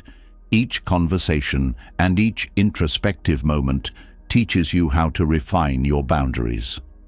Over time, you'll become an artist in the subtle craft of self-disclosure, unveiling who you are like the stages of a carefully composed symphony. The result is a richer, more resonant melody that others can appreciate when it's ready, but that doesn't forfeit its essence to public clamor. Imagine how your life might feel a year from now, or 5 years from now, having practiced these Stoic-inspired guidelines. You'd stand more steadily in your own beliefs, unshaken by fleeting opinions. You'd approach your dreams with quiet determination, unveiling them only when they're sturdy enough to stand. You'd handle conflicts with composure, seldom letting your raw reactions become someone else's ammunition. You'd carry yourself with an air of calm confidence, attracting people who respect your dignity and your choices. You'd value your closest relationships more because they'd be built on genuine trust rather than shallow exchanges. This, ultimately, is the power of being discreet. It guards your energy, preserves your mental equilibrium and fosters a wholesome sense of self-respect.